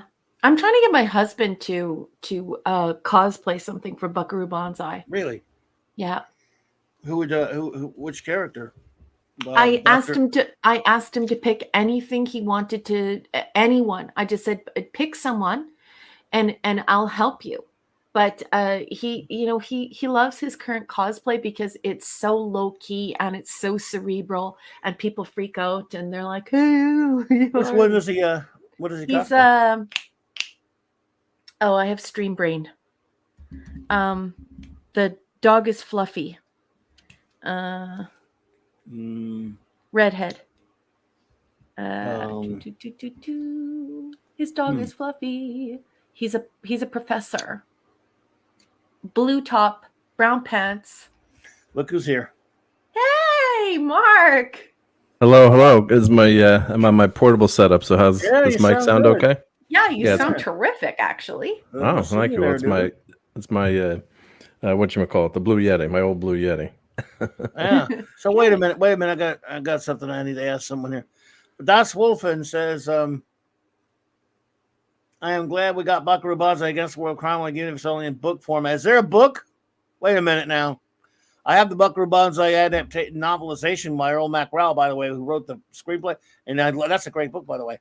I know there've been a couple of weird comic books, but Das Wolfen, are you telling me there's a novel, Buckaroo Banzai against the World Crime League, which was the promised sequel that we never got? Are you telling me they've done that? Hello, Comic Relief Crusader. Good to see you. Hello. If you're telling me that, Das Wolfen, I'm going to need some more info, my friend. So what's going on? Oh, not much. I'm on an away mission, so yeah, visiting family up here in the great Northeast. Yep. And that's a great mic. You should use that mic all the time. Can I ask you a question, please? What is my husband's cosplay? I have stream brain. The professor with the little dog Fluffy. Hey, the rope breaker. Tintin. Oh, Tintin, okay. The rope breaker. What's up? A book. Das Wolfen, there's a Buckaroo Banzai book. Oh my goodness, dude. Now I gotta go look for it. I'm going to look for it right now. Oh my Did you notice that I found you a Halloween costume? Say again. Oh, go ahead. I'll go look for that while you guys do that. Mark? Yep. Oh yeah, yep. Sorry, I wasn't sure who you were talking about. What, the Tintin? No, I have a Halloween costume for you. Oh, what's that? Oh my. Oh, White Clam. Yeah, but that's supposed to be on pizza. You're not supposed to drink it. Right? I found this at Spirit Halloween. It comes in your size. Please tell me you'll go as White Clam spiked seawater for Halloween. My. 6 is here. 6. And she has a gift for you. Oh, you were too kind. 6, 11:38. Is that a George Lucas reference? Thank you so much, my dear. Nice. Oh, you're too kind. The beautiful 6 is here. Hello there. I hope you'll be. I haven't said it yet, but one day next week we're gonna have a members stream. I hope you will be there. I'm at work and can't listen. Just wanted to say hi to my friends. Well, thank you so much. Love you're you, beautiful. honey. Thank you. The beautiful 6, everybody. Thank you so much. Yeah, because 6 works late, I guess early hours, I guess, or late. She's on the night shift, or I guess whatever you call it. Yep. There's a book. Where Omac Rao? Oh, it's oh my God. When did this come out? I must have it. Yes, Tintin had Snowy. I'm sorry, Chris Persia. I am so tired. I got up really early this morning, so like my brain is like complete mush. I'm so inarticulate and ridiculous. I feel like, I don't know. I feel drunk and I haven't even had any alcohol. So I'm sorry I'm such an nincompoop right now. This book came out last year. Damn it. Thank you, guys, for the info. Well, no, I sure didn't. It's got Dave G Sound has to leave, boss. Dave G Sound, have a great one, my friend. You take care. Thank you for your company. You were terrific tonight. And I starred 2 comments. Chris Persia has a 2-parter when you can get to it, boss. I hate the cover of the book because he's got a stupid man bun, but still. Well, are you going to show it? Oh, okay. I could, yeah. I thought, yeah. This is, damn it, man. But I still got to have it. I don't like that cover. But it is, but it's from Mike Rao. He's still with us, I guess. Let's see. Come on, show it. Where's the hell's wrong with you? My computer going slow. Oh, I don't want to see that. I want to see the stupid cover. What are you doing? Why are you slow ass? Anyway, well, there's the book. That's gross. What's going on with the cover? Let me go back to the. What's going on with the cover? That's not Buckaroo Banzai. I don't know. Who did the branding for this? 1,000 lashes with something hard and sharp. I won't judge it by its cover. You know I'm going to have it. Well, but I'm just saying I don't like him having a man bun. I'm a bigot that way, I guess. I just think you don't think you would have a man bun here. Buckaroo Banzai would never have that. As an editor, I question the tone of that cover. Like I just think. But how's the book though? The book that everyone said the book is good. The tone is wrong. Who did that? Who's working the branding for this? Well, again, I think that's the one thing that bothers me is that the man bun thing there, because I didn't like the color. Banzai would not have that. Let's see. No. Well, I wish I had enough hair for a man bun, but I do, and I don't. I guess you could. I guess you could. I guess even if you're mostly bald, yeah. Just find a picture of the book here. All right, there we go. Yeah, I mean, him having the guitar and the katana is fine. Yeah. And they've got the truck. All right, let's see here. But it's the wrong tone. Yeah. Yeah, it seems I don't know. It's just it's not quirky and nerdy. It's sort of sleek and sexy and sort of looks like something a modern gamer would imagine. Well, that's what they're figuring the new demographics are, right? Barf. Guys that wear man buns are not real men. Well, I don't know. Some of them are MMA fighters and guys like that. I'm not gonna say that to their face, but you know. Well, you know what I have to say to a man bun? I think it's really important that you tie off a bag of garbage so the minute that you see it, you know to throw it out. Yeah, I don't think they look too good personally, but again, yeah. It looks like a bag of garbage you tied up. It does. Just go ahead. Go and look up man bun and then look up bag of garbage and look at them side by side. Looks like a bag of garbage. I'm telling you. The Reno kid. Yeah, because Reno's his chronicler. Wow. Let's see. Well, I can't find a good picture of it. But no, still can't find a good picture of it. But okay. Real men braid their hair. Who cares what, Viking style Papa Delta Yankee? Yes. well, yeah. I mean, those guys are different, of course. Yeah. Anyway, I can't find a great picture of it, but anyway, it doesn't matter. It's Earl MacRowell. So I man, look. It says against the World Crime League et al. A compendium of evils. So this isn't a Das Wolfman. Is this a novel, or what? I mean, good Lord, because they're never gonna see. Peter Weller's too old to do anything like that now, and I don't want him recast. So I don't want a movie. I don't want a TV show. No. So I will take a book if it's by Earl MacRowell, and maybe it'll be good. Maybe the novel is insane. He wrote the novelization of the movie. Remember those folks? Remember when they did novelizations of movies? Those are great. Yeah. Hungry Boy is losing his mind in the chat. Whoa. Like he's genuinely losing it.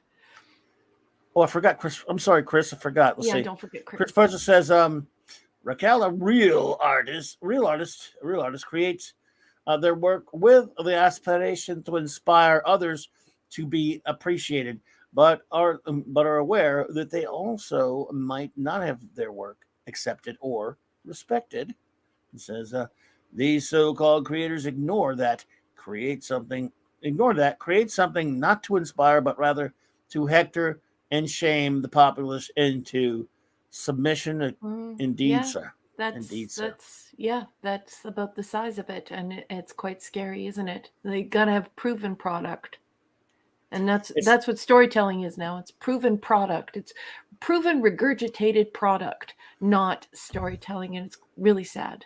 It's a novel, Das Wolfman. Thank you, sir. I will get it. And I'll read it. I'll learn. It means learning how to read, but I'll do it. Can we tear the cover off of it? I may have to get Claude or Humble to make a new cover for me. Yeah. What? And yes, Clobby. In fact, I still have a few. Says Kal-El. What? A few of what? I'm not sure what he's answering. Oh, I don't know. Kal-El, the what movie do you mean? books, movie adaptations. I'm guessing. Yeah. Mark's right. Yes, movie adaptation. Yeah, I used to love it when a movie adaptation would come, or novelist, obviously a comic book adaptation would come out. See, here's a picture of the Marvel Comics adaptation, which didn't have great art, unfortunately, but I love the cover. That's a great cover. John Lithgow. Yep. Laugh a while you can, monkey boy. Star Trek: The Motion Picture blew me away when I read that adaptation. Right, it added so much to the movie that you didn't, backstory. Poster. Yeah. Well, yeah.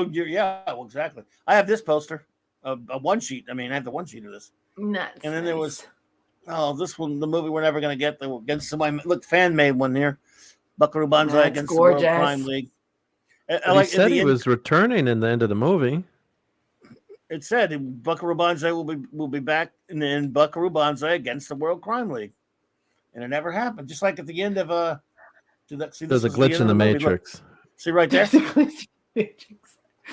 And then watch for the next adventure of Buckaroo Banzai. Wait a minute, I saw that movie. The World I Crime saw that League. movie, and Dolly didn't have braces. Hey, remember at the end. Remember at the end of Free Enterprise, where they put in the end credits says William Shatner will return and William Shatner against the World Crime League. Those are some of the best end credits in history. Those end of Free credits. Enterprise. Yeah, I love that movie. I really want Raquel to see it. I do need to watch that one. That's one you should see. Yeah, movie novelization. They don't do that anymore, do they? Maybe for Star Wars and some of the real popular movies. Oh, well, not popular, but big movies, I should say. Yeah. But you're right. Not for most things now. Yeah. Here's some Buckaroo Banzai fan art. Oh, this was one of those comics. I bought some of these comics that they did, but they were weird. Hey, hey, don't be mean. We don't have to be mean. Remember, no matter where you go, there you are. I love that line. Need see Buckaroo Banzai in person. My name is John Parker. I had a star from that movie on my show many years ago. Oh, really? Billy Vera, the well-known. He was played Pinky Carruthers in the movie, but he was a well-known Billy. He was Billy Vera and the Beaters was a band in the 70s and 80s or whatever. He was very popular and stuff. He did a very popular song. I always forget the name of it, but Minimus and my friend Kim talked me into having him on. Not that I minded because he was in Buckaroo Banzai, but I didn't know anything about his music. This was around 2000, maybe 11 or 12 or somewhere up in there. And we had him on. He was great dude, really, really nice. But I had to tell them both. I said, well, I need your help with the interview. I don't know much about his music. I know about the movie. I'm going to be asking him dumb questions about Buckaroo Banzai the whole time. And he gets tired of answering those questions. It's cool. So, they really did a great job of interviewing when I just sat there and just said, you were Buckaroo Banzai. You're on my show. Woo. You were starstruck. No, but he was really cool, though. And again, yes. Need see Buckaroo Banzai in person. John Parker, John, Yaya, John Parrott, John Smallberries, John Big Booty, John Morphin. I love it. I love the Johns. Yep. Yeah. So great stuff. It was basically, he was Doc Savage. They really heavily borrowed from Doc Savage. Yeah, I remember when Minimus was telling me that. I just love saying the Yo-Yo-Dine propulsion system. Yo-Yo-Dine, yep.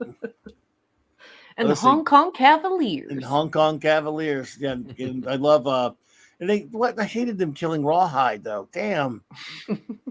Kyle says, I've got a topic of suggestion that's Star Trek related.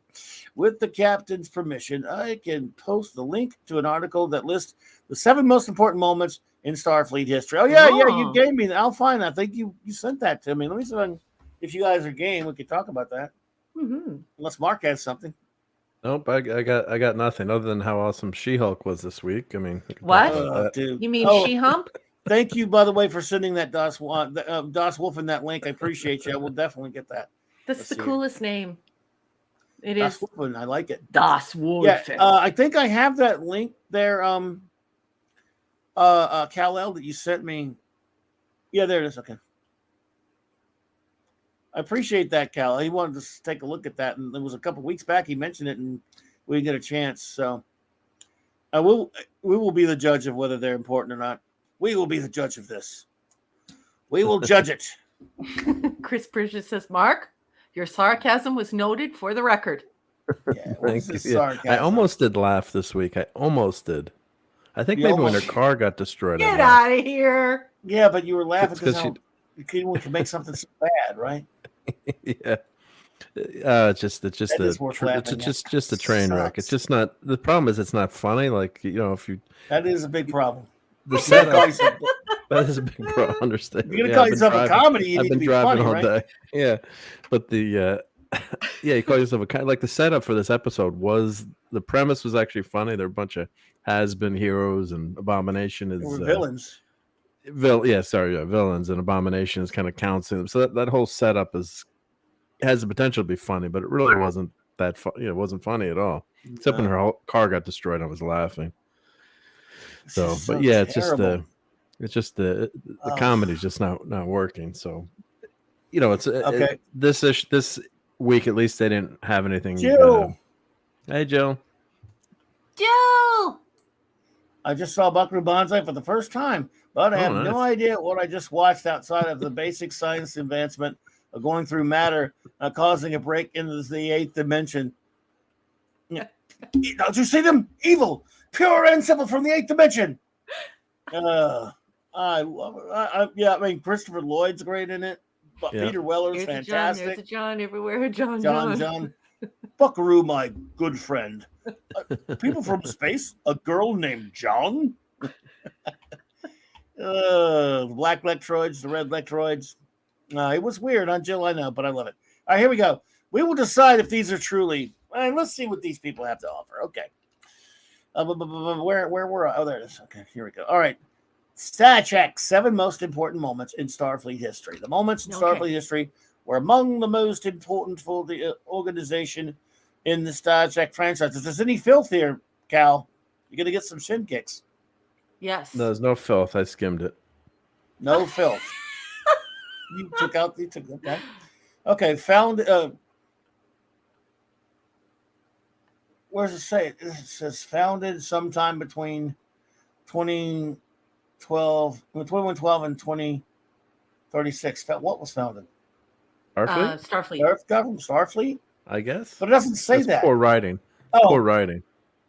Yes. United Federation planets and Starfleet are not the same.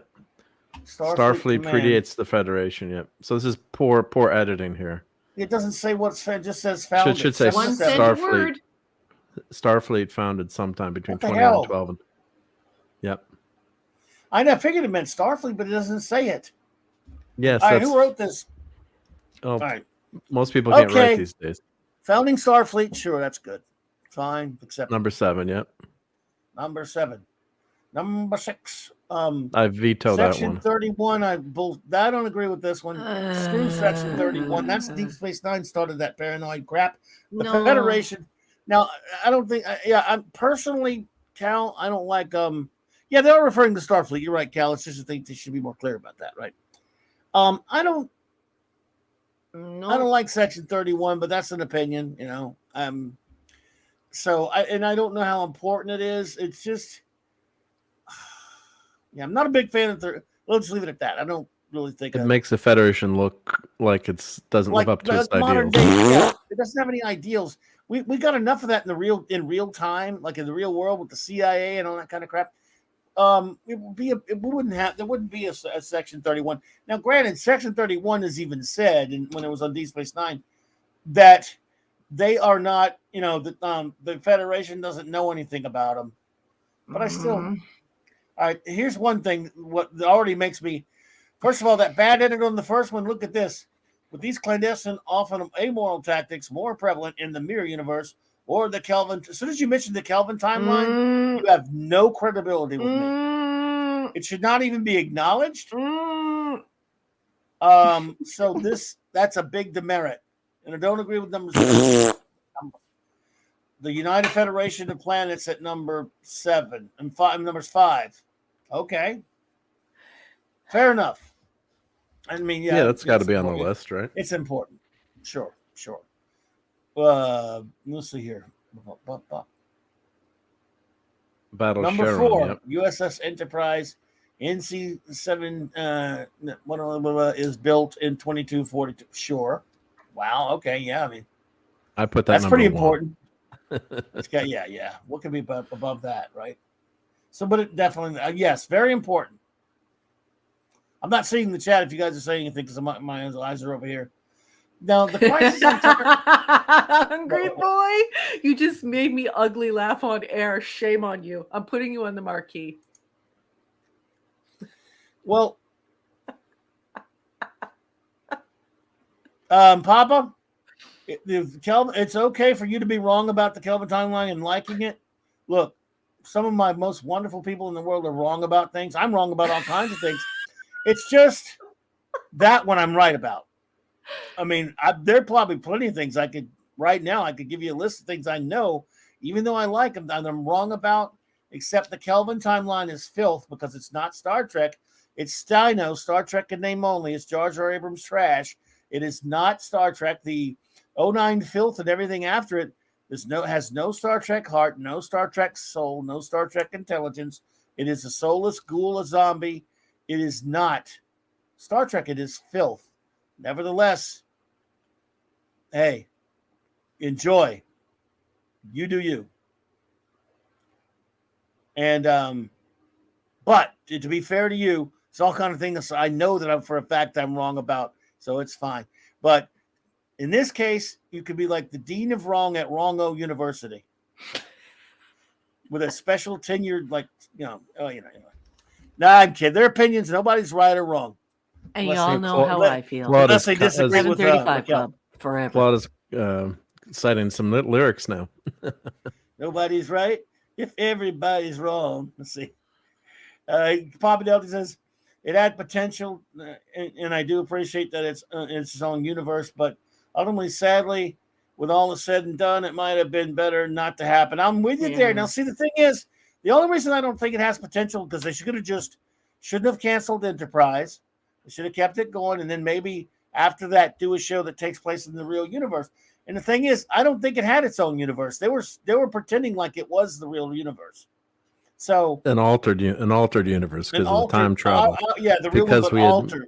Had more time travel. Please, I'm going to start a petition. Keep time travel out of Trek. And I hated that Enterprise in that universe as well. Even if I would like that shit, So, yeah. But hey, Papa, all opinions are welcome here, unless you disagree with Raquel. Then she'll give you shin kicks.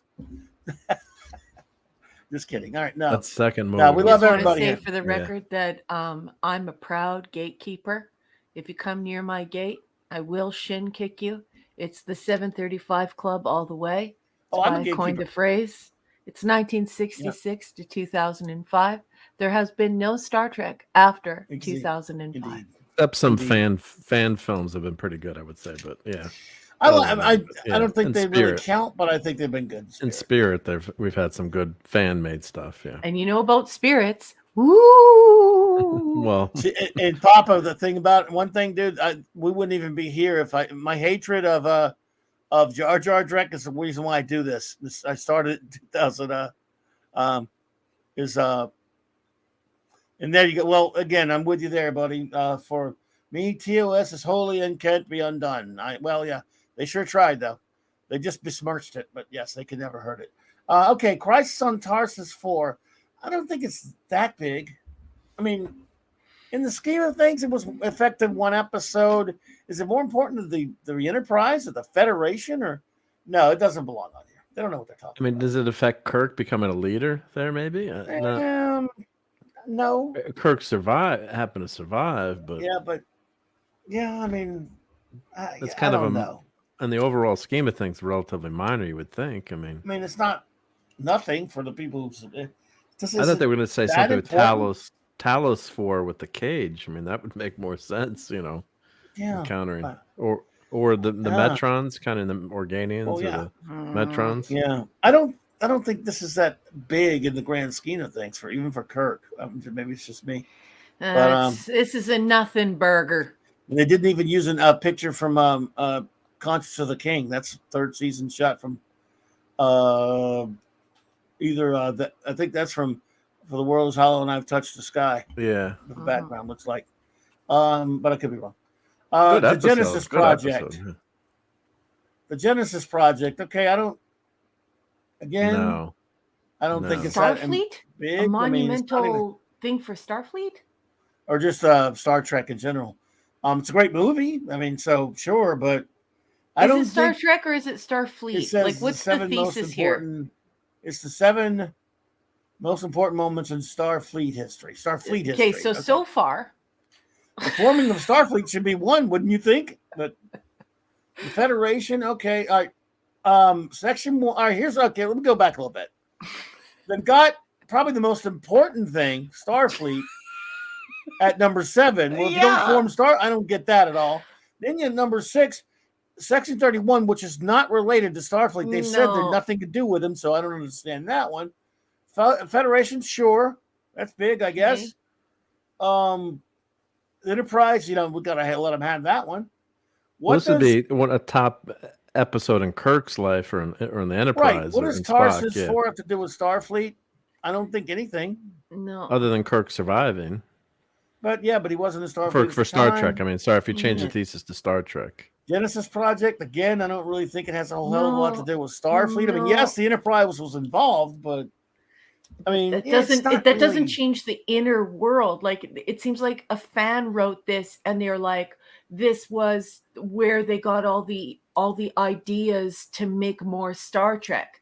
But if you're talking about Starfleet, like the most important moments for Starfleet, you're talking an in-universe world building, in which case the Genesis Project, no. Yeah, it didn't have long-term effects on Starfleet. It did cause an interstellar incident with the Klingons. Yeah, I'm not sure it's big enough to be up there though. It wasn't foundational to Starfleet. It didn't start a new war. Say the Genesis device started a new war with the Klingon that lasted decades and killed millions of people. Maybe the Federation, maybe, but yeah. So I'm not saying it's an insignificant thing, Papa, but I don't know if it needs to be on this list. And here's number 1, folks. Praxis Destroyed. No.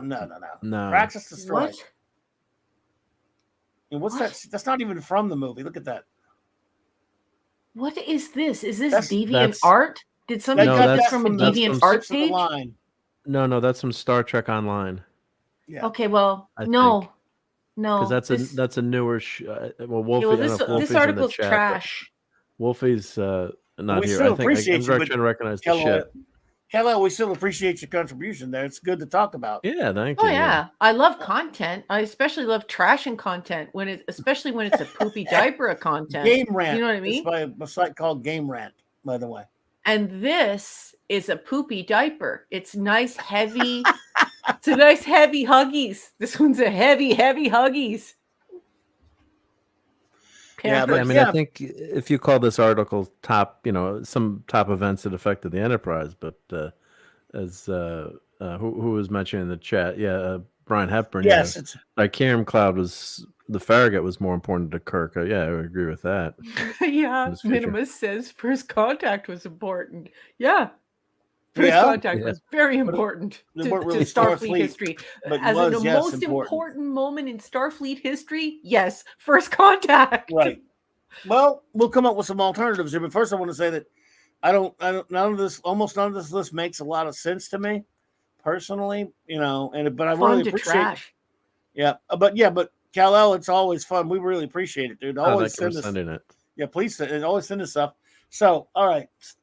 Important things for in Starfleet history. The Praxis, I feel maybe it'll be in the top 20. Not number 1, maybe. I just don't. Yeah. Clickbait garbage shit. Hungry boy. But the article's just hungry boy. Is binky sucking dirty conscious. Wow. So. What would be? I don't know. It's good. I mean, it's not even the kind of question I would ever even conceive of. The question is kind of like, Starfleet, the 7 most important moments in Starfleet history. Well, first contact. We're just reaching for crap.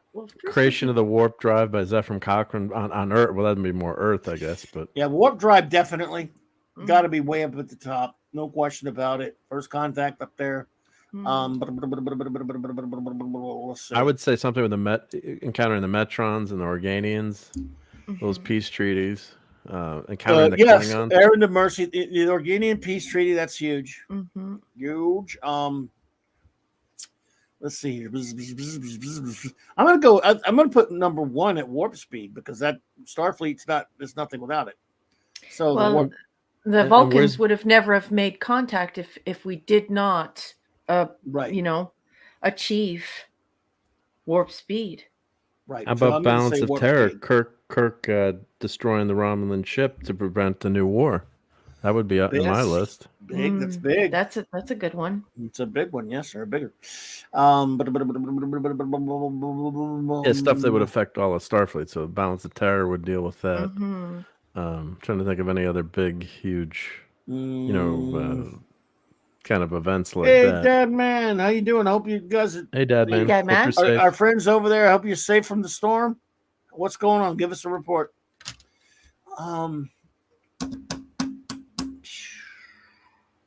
I think another huge moment for Starfleet history too would be the establishing of, this interplanetary outreach for students. I think that also would be a huge thing, right? Like when we started seeing Vulcans, Bolians, Klingons, all these other races attending Starfleet. That's Starfleet Academy, right? Yeah. So that for me, when Starfleet Academy left, like just getting students from Earth, and it decided to start welcoming all different species. I think that's a huge thing. Definitely, I think that's a huge thing. Starfleet That's Academy, yeah. Yeah. So I would say the Absolutely. Academy is a big one for me. How about Enterprise incident when Kirk steals the cloaking device, so device, that another never used prevention it, of a war. but, yeah. Romulans, Yeah. What else would be huge in Starfleet Command?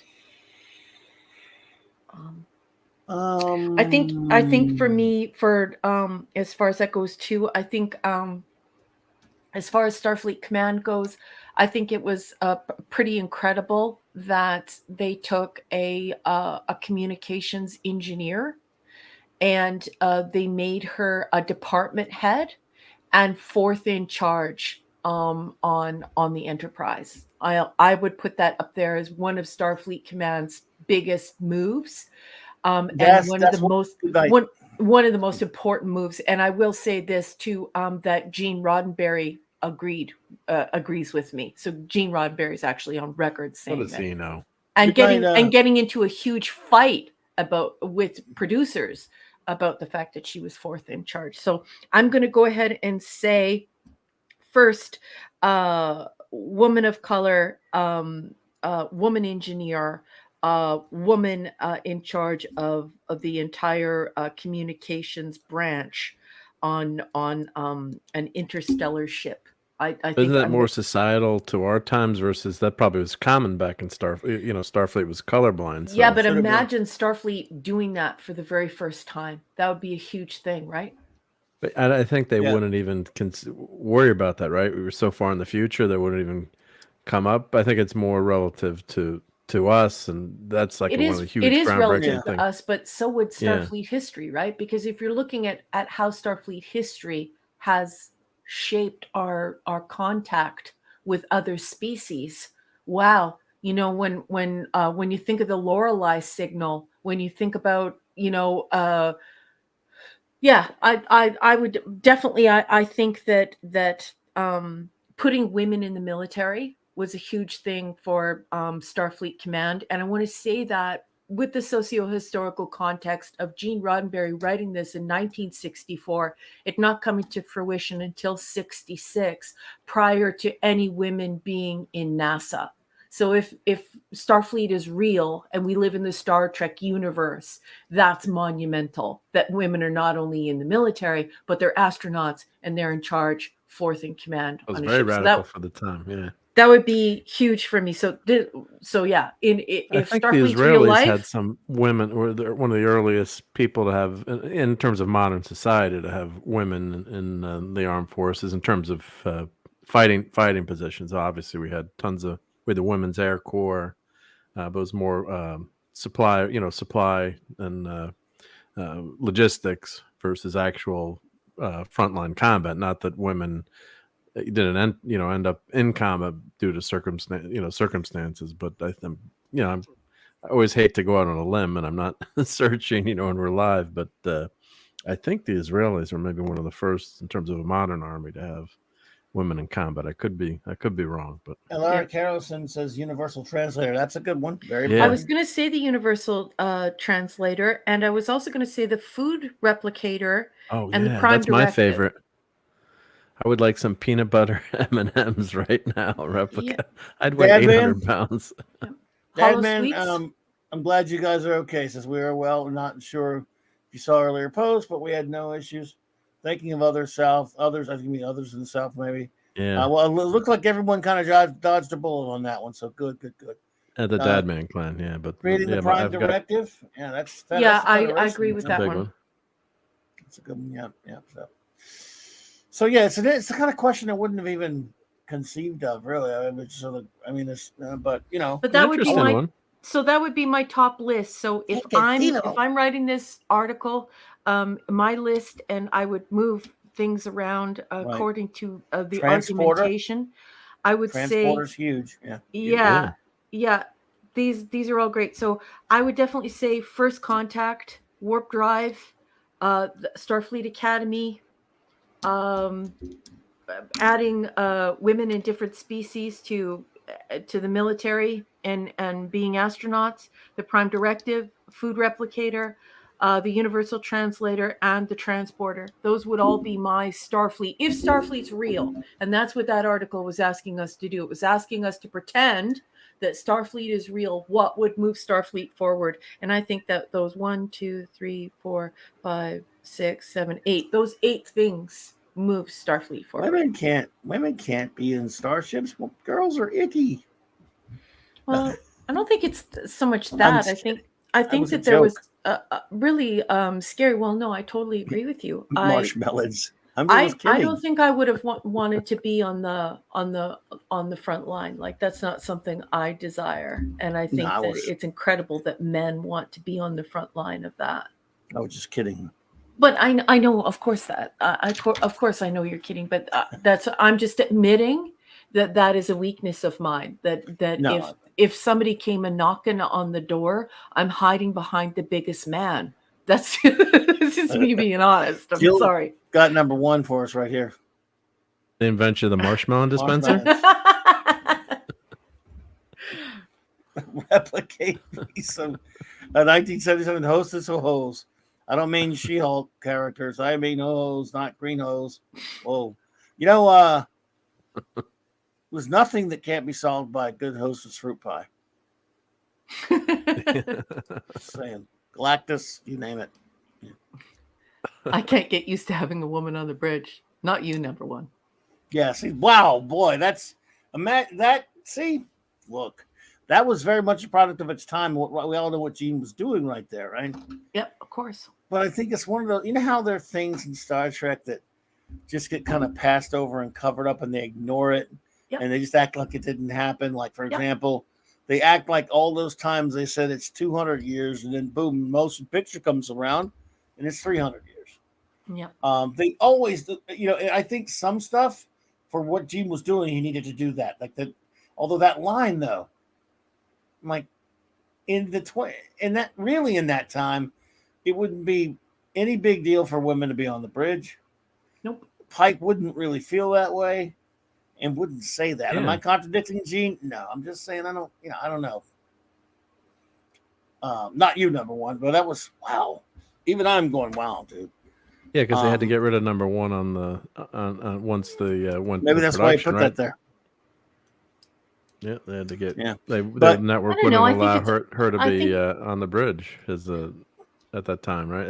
But it's just the kind of thing I wouldn't expect them in the 23rd century for them to say. Yeah, but I think that it's a part of the storytelling process when Gene Roddenberry wanted to show that there were women who were intellectually equal and were capable of doing the job, and so it went beyond working together and there being some type of relationship or sexual attraction. It was like Gene Roddenberry saying that Pike had nothing but pure respect for her, that he wanted to leave her in charge. She was the best person to be in charge. She was not.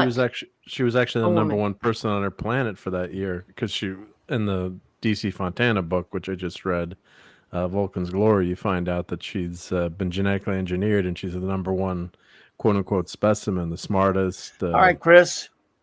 Sorry. Good night, Chris. Love you, honey. Good night, Chris Barja. Have a good one, brother. Yeah, I still need to read. So so she was, and then actually the end of the book, they kind of infer a romance eventually might happen between the two, and they talk about Starfleet. There are romances in Starfleet because you're on ships for 5 years exploring, and it's not explicitly forbidden, among the officers. So, but they kind of had that, Maddie and David kind of stuff written in the book, which I always like better when the characters aren't together, but there's an inference, versus when the characters moonlighting, for those who get the reference. They did on Moonlighting. Yeah, it's always much better when there's that tension in between the characters, and you, instead of immediately shipping them together like they do today. So that's but yeah, I recommend Vulcan's Glory. Go read that by DC Fontana for some great background on number 1, and what a fantastic novel. Spock is just written so well, of course, by DC Fontana. No surprises there. So Yeah. I love what Papa Delta Yankee put up here. You want to talk presentism and what a scourge it is. Look at what Papa Delta Yankee says. He says, fun fact, if Jean and Lucille hadn't tolerated the people of their time, all the horrible people the Dreckies claim to stand against, there would be no Star Trek. And that's true. Absolutely. Good point, Papa. That's absolutely true. And that's the danger of presentism. That's the danger of reaching back into the past and trying to apply these extremely modern and political ideas against those who can't defend themselves, who came from a completely different time where there were different concerns, that society was entirely different. And so not only is it unfair, it's rather ridiculous to do that. But yeah. Indeediousness. Mm-hmm. And he got his way. He got his way. There's also stuff like I'm one of the few that defends Turnabout Intruder. I'm sorry, I love it. Yeah, it's a good episode. But there's the whole thing with Janet Lester saying, "Your world of Starship Captains doesn't include women." He goes, "It's not fair." He goes, "No, it isn't." And you tortured me for this, whatever. Yeah, I understand what they were saying then. But then later on Enterprise, they just kind of ignore that. And this, the second captain, the captain of the Columbia is a woman. Mm-hmm. It's 100 years earlier, and that's perfectly fine. I don't mind it at all. Whereas on Star Trek Continues, which I like now, they actually did an episode. I like Vic. I like the show. Those where they dealt with that. They had a character dealing with that, facing those problems. Starfleet wouldn't allow a woman to be a captain, and I'm like, you know what? You shouldn't have messed with that. Should have left it alone. Should not even. I mean, if we can have Klingons looking like beatniks, and then in 10 something years later, when they make the motion picture, add ridges to their head and then just keep changing them and just ignore it. That's fine. Later on, they didn't really have to explain it on Enterprise like they did. Just, you kind of ignore it. Mm-hmm. Certain things you can ignore. You didn't have to address that. Just ignore it. But there's also things that are unavoidable that you can't ignore, that people are guilty of attacking, and it doesn't make any sense. Like a lot of the women on the original series were scantily clad. And so we look back on that with our modern sensibilities and our modern political views. And we sort of say to ourselves, okay, well, these women are being objectified. But at the same time, people need to realize that, I grew up in the 70s, and I remember what it was like in the 1970s. And that's why socio-historical context is so important. A lot of girls were fighting to be able to wear pants. Even today in Ireland, women wear skirts more than they wear pants. It's just a cultural thing. And, when we were going to school in the 70s, we were told, no girl, there's no possible way you could go to school, even in public school. Oh God, no, and show pants. Your shoulders. Never mind Catholic school, and girls were shamed for wearing bikinis. It was still very, very risque and very daring to even wear a bikini. And that's because just because you see Marilyn Monroe do it or you see a star do it doesn't mean that it's the average culture in North America, and it certainly wasn't. So while there's this modern lens reaching back on 1966 Star Trek, saying, well, look at how you were portraying women. I think back to when I was growing up in the 70s, and I think, oh wow, look at how much power these women have. They have power over their own bodies. Their bodies aren't being automatically deemed dirty or lewd or any of these things. So when Jean was fighting to show belly buttons, people are like, oh, that's misogyny. But for me, I needed him to do that for us. I needed that fight I needed him to start that fight for me on TV. I want to be able to wear whatever I want, and at the time I couldn't. And so that's where presentism becomes dangerous. It becomes very dangerous because people, they're not telling the truth about that time. And wearing pants was very daring. The kind of shirt you were wearing was very daring. You would never go to Catholic church with your hair uncovered. When went to school, your clothes were scrutinized, whether you were in public or Catholic. Didn't matter where you went. You couldn't stand too close to a boy. And I can certainly tell you, tongues are going to wag depending upon what kind of bathing suit you wore on a beach. And now I've traveled the world, and I will proudly take my bikini off at a nude beach where everyone is just there, just being human beings. There's nothing sexual about it. The human body isn't, my body isn't the source of my shame. And so it's very dangerous to look back in history and start making judgment calls on how you feel about what Gene Roddenberry did without the feeling of that oppression that I felt back then with regard to my body. Like I needed to hide, like my body was shameful and scary, and I needed to tuck it away. I'm happy that Gene Roddenberry showed some belly buttons. And this is what I mean about the dangers of presentism. Please make sure that you're not guilty of this presentism, of this hegemony that is happening with corporations. They don't reflect what I think or what I believe. And what I believe and what I think are nuanced. And they're expressed by me in writing, through essay, through dissertation, through a thesis. It's not one single conversation where we decide that Gene Roddenberry was a misogynist. That's not intelligent, and it's not truthful. And it's interesting too to look at how entertainment's gone. I think pop stars are wearing less and less and less clothes. I think when you compare our times today, maybe it was the 70s and 60s, you had, the sexual revolution, and bikinis became acceptable in the 60s for more than the 30s and 40s that were measuring your bathing suit at the beach. It was more like you were wearing a skirt at the beach. And my grandmother, we found she was a clothing designer. Just most women back then sewed, and she was a fantastic seamstress. And we found a picture of her in the 20s wearing pants that she had. We asked her, she's like, "Oh yeah, that was an outfit I designed and made from scratch, and wearing pants out," which was pretty risque. And even 20 years ago, we had one of our friends, their daughter would never ever wear skirts. She was I don't want to get in trouble, quote unquote tomboy, if you can say tomboy. That's how she described herself, and she never ever wore skirts. So for I think it was 5th grade graduation, she had to go to the principal and say the dress code was girls had to wear skirts, and she said, "My daughter's is going to wear pants," and that's that. And then the teacher, these were old rules. Of course, you had to wear something nice, and you couldn't wear they didn't want anyone wearing shorts and sandals, kind of thing. But that was just recently in a public school here that girls had to wear skirts. So a lot different than when you go back to the 30s and 40s, and through history too. You had quote unquote much more liberal periods where people didn't care how they dressed.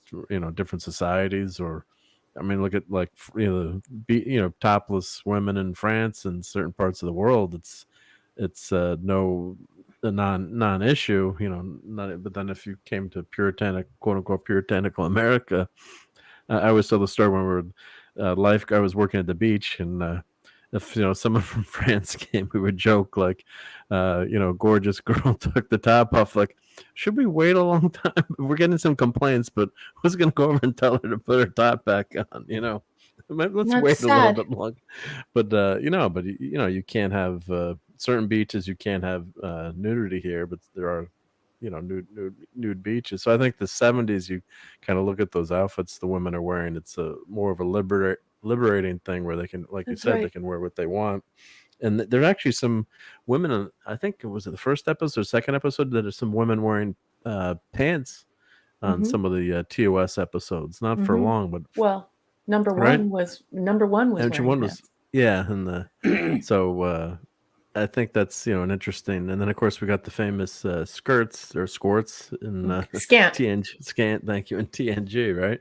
Mhm. So it's an interesting cultural, because the show reflects however futuristic you want to be or try to predict, what's going to happen. You're still stuck in those what's happening in society, and you're trying to envision how it will be, but you're still going to have, Star Trek had the fantastic designs, all the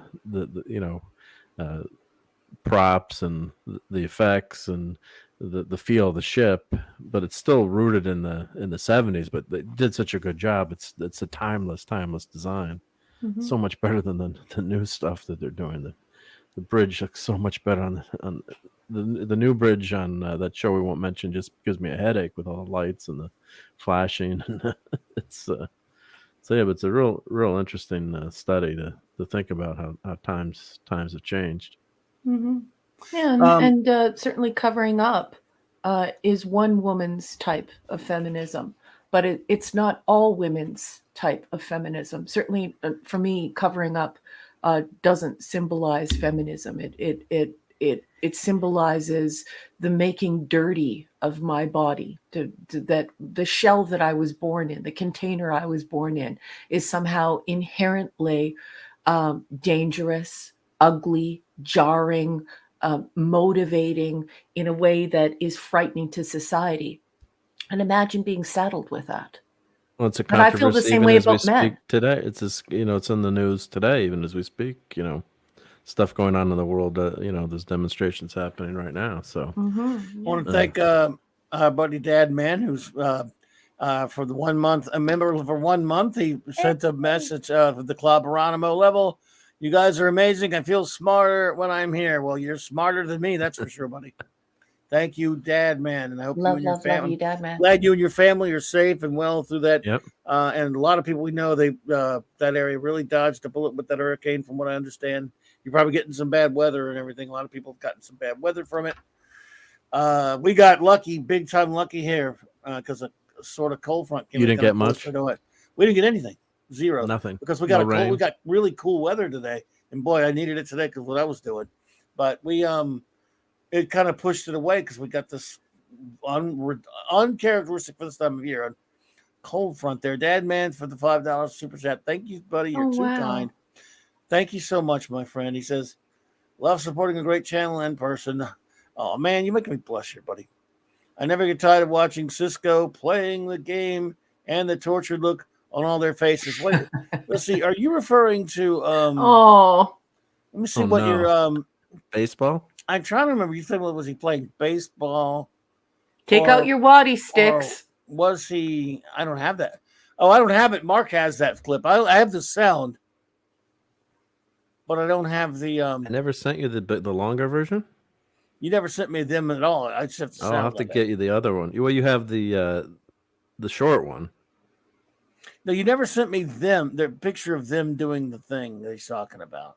Oh yeah, but don't you have someone saying Alan Moraine? I do, but we've got them. We've got the sound of it, but it's on this. Crap.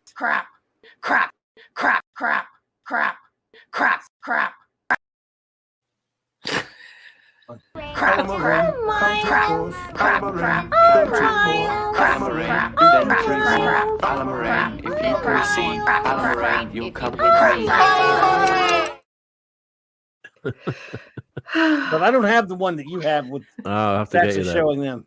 What about the short? I don't have little... that one, Dad Man. I'm sorry. What about the short little one where the guy just yells Alan Moraine?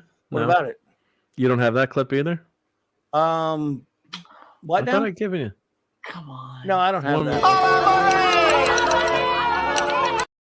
Oh yeah, we're just testing to see if you still had it in StreamYard. Yeah, so okay, you did still have it. Just testing. Boosh McFadden, what's up? Boosh! Good to see you. Yeah, Sorry, before we everybody, move on, I want to say that I also feel the same way about men. I think that such thinking is going to lead to people putting a tarp over the statue of David and putting, coverings over the Sorry, Eric. Paintings like the Raft of Medusa and paintings that challenge how we feel about our form and our bodies in all ways, not just in sexual ways, but just existing. So, and the beauty and the aesthetic in the power of the human machine.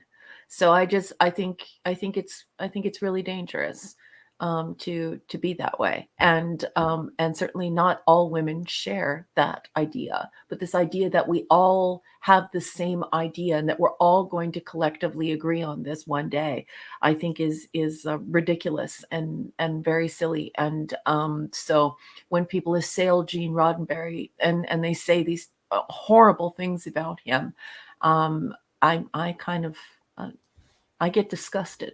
But anyway, that's just my take. I hear you. Sorry about that, Eric. It was Dad Man's fault. Blame Dad Man.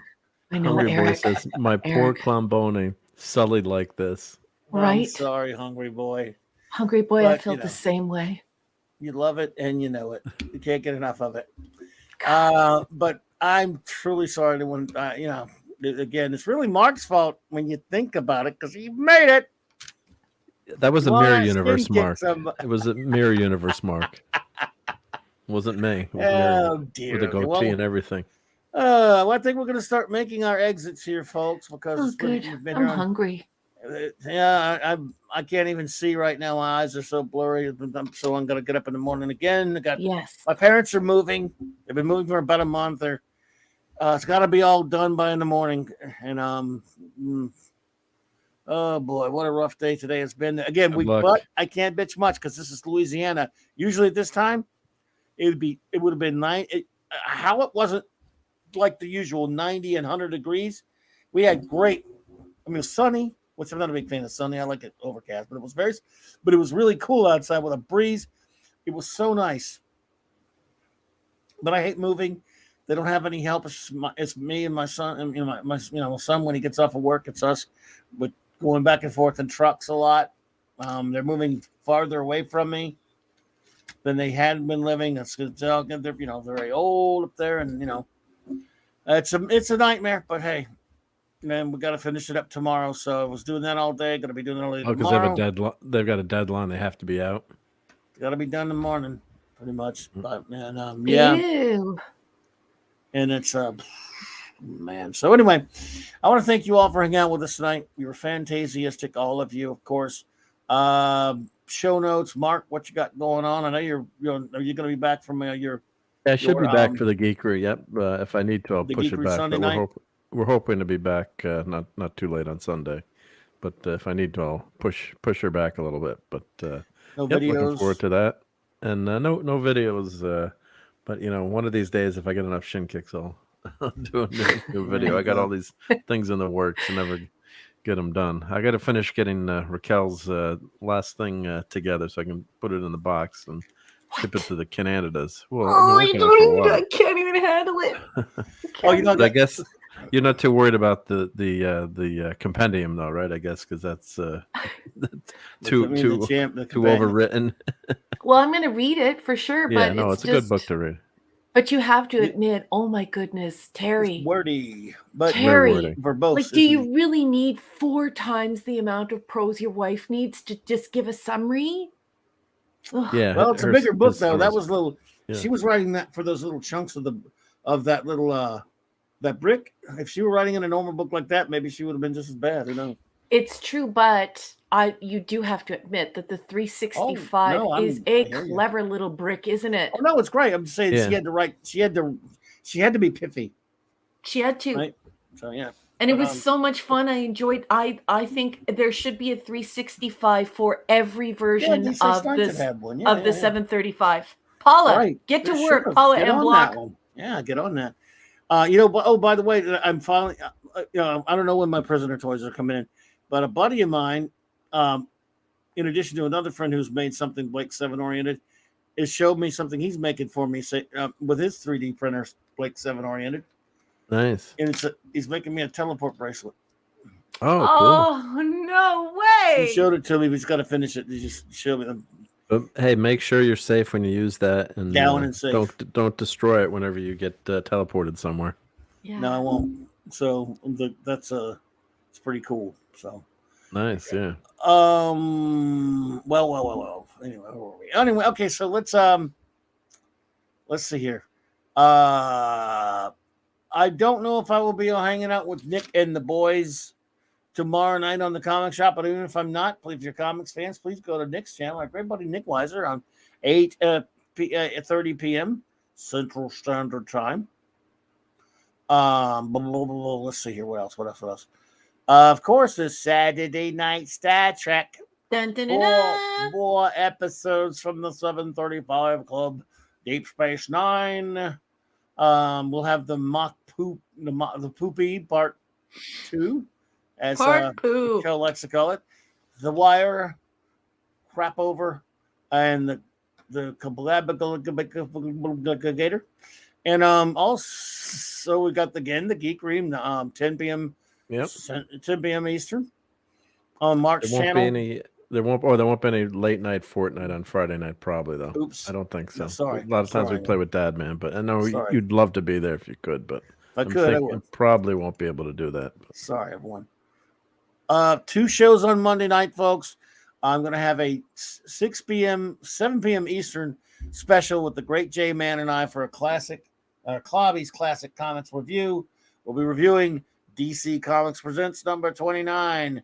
Written by the late great Lynn Wein, and of course, art by Jim Starlin and Romeo Tangal. It's kind of fitting because I'm going to review some superhero spooky comics for about the month of October, and comics with superheroes involved with monsters or ghosts and different things like that. So that'll be the theme for the comics reviews for October. And so that's what we got going on. I want to thank everyone for being with us here tonight. Superman has a bad headache on that one. Yeah, great comment. So who was here with us here tonight? Of course, the great Chris Persia, who had to leave.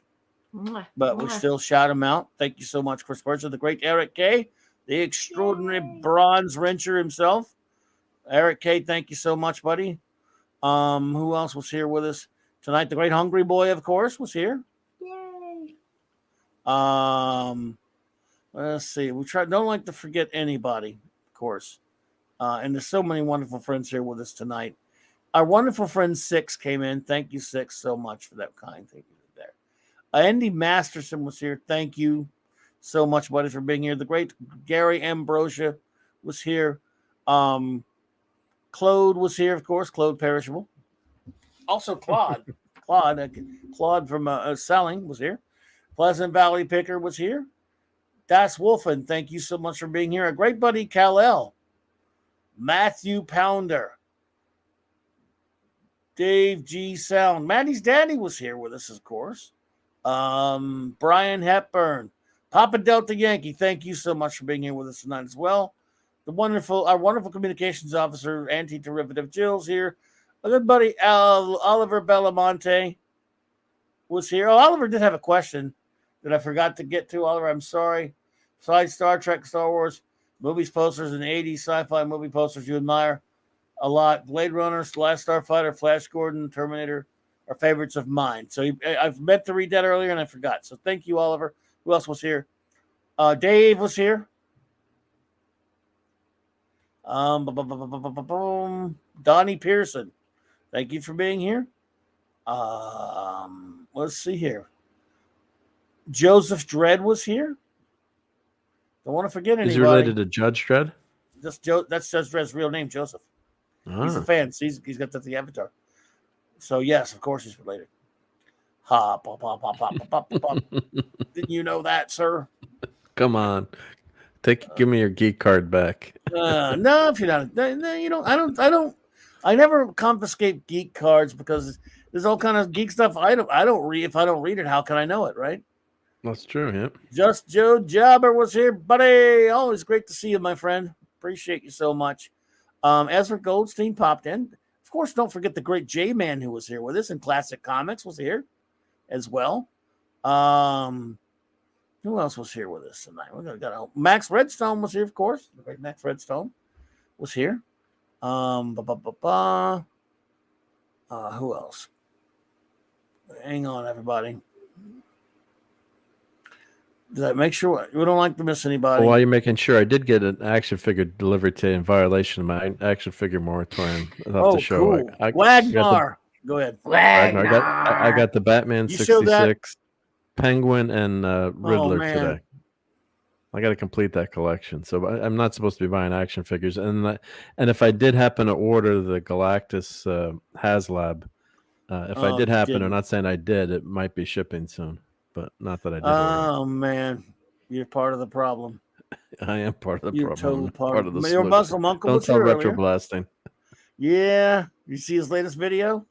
I saw it posted. I didn't get a chance to watch it. About HasLab.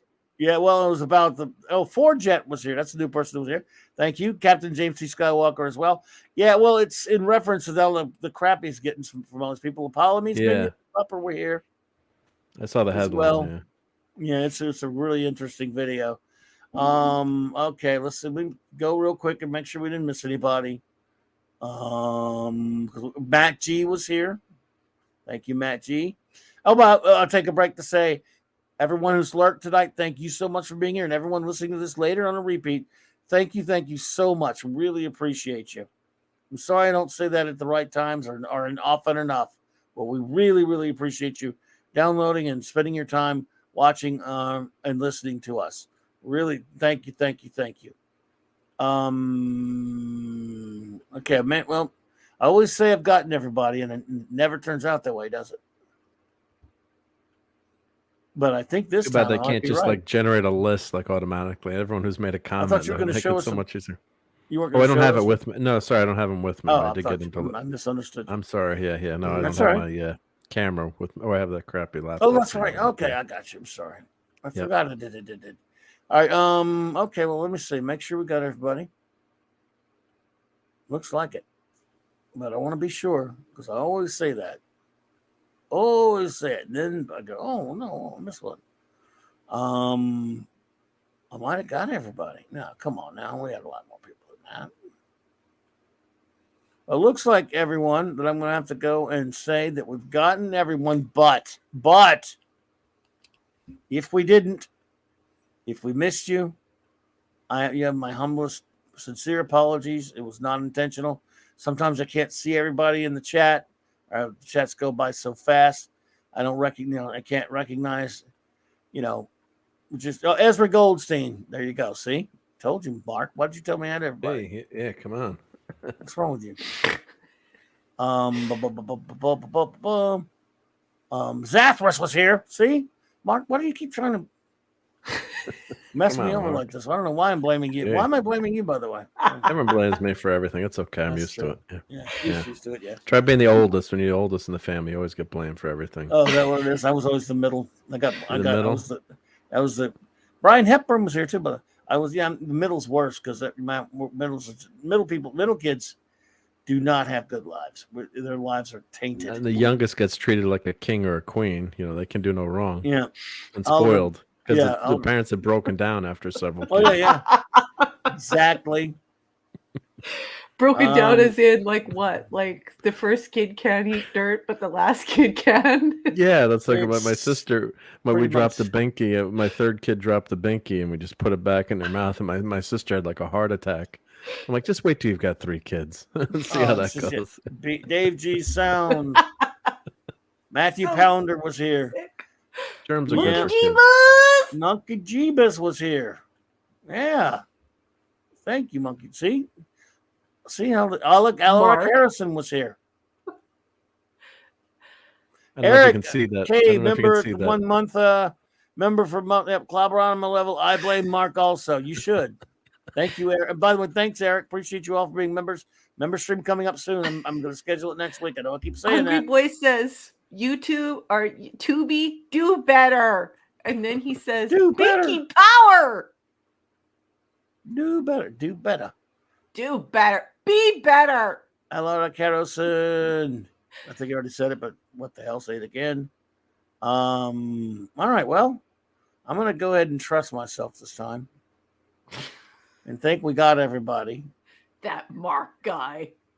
Yeah. But Mark's probably messing me up again. Making people eat clam pizza. You're wearing that Halloween costume. I do make good ribs, and so and pulled pork. So that You don't put makes clams on right? it, do you? No, God. What are clams? You mean Mark's sea tongues? Well, don't say sea tongues. Whenever you ruin my clam eating Holy experience shite. now, then I think of sea tongues. My pleasure. I love you, honey. All right, everybody. Well, thank you all so much. Oh, the Comic Relief Crusader popped in. There you go. So I think I really got everybody this time. The Woke Breaker was here too. Damn it, Mark. And Gary Ambrosia. Yeah, I already said him. Oh, okay. Oh, yeah. But nothing wrong saying it twice. But yeah, I almost feel like quoting Dad Man, who was here. It's almost Miss Dad Man. Dad Man was here. Thank you, Dad Man. When he said a certain thing that I don't have a clip of, which you do, that you play all the time. But I won't say it. I love it, though. There are waddy sticks, everyone. I put the stupid clone pigs in the emojis as requested by JT Kirk. So whenever you want to hear the stupid A word, all you have to do is take out your little stupid waddy sticks. Oh, okay, yeah. Well, what word was that? Did you say what word? Nope. Oh, no, you're not getting me. So yeah, you didn't say.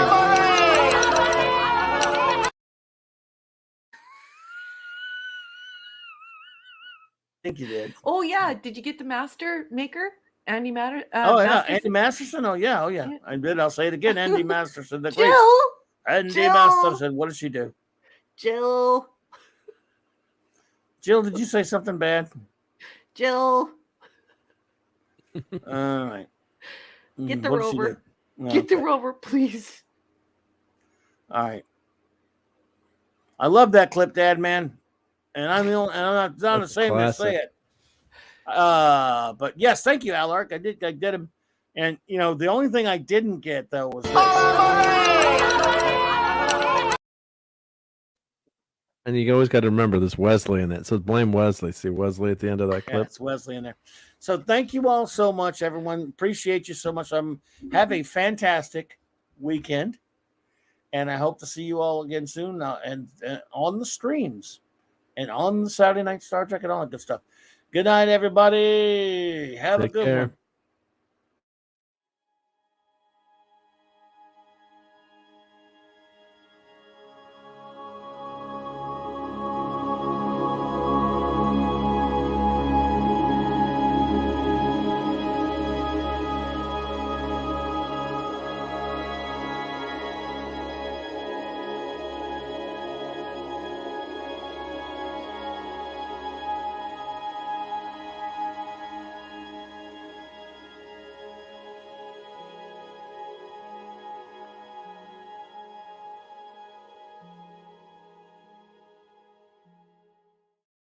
It's clobbering time.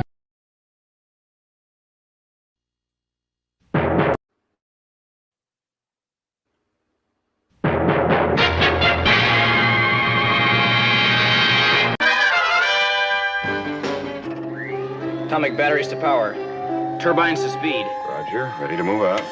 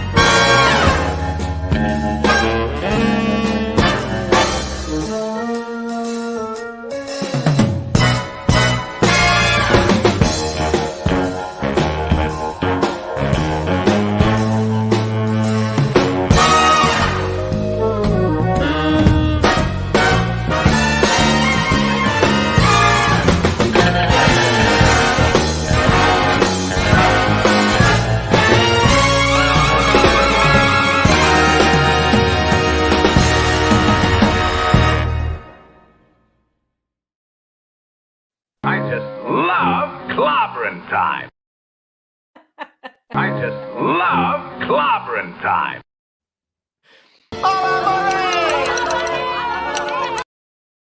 Clobberonimo!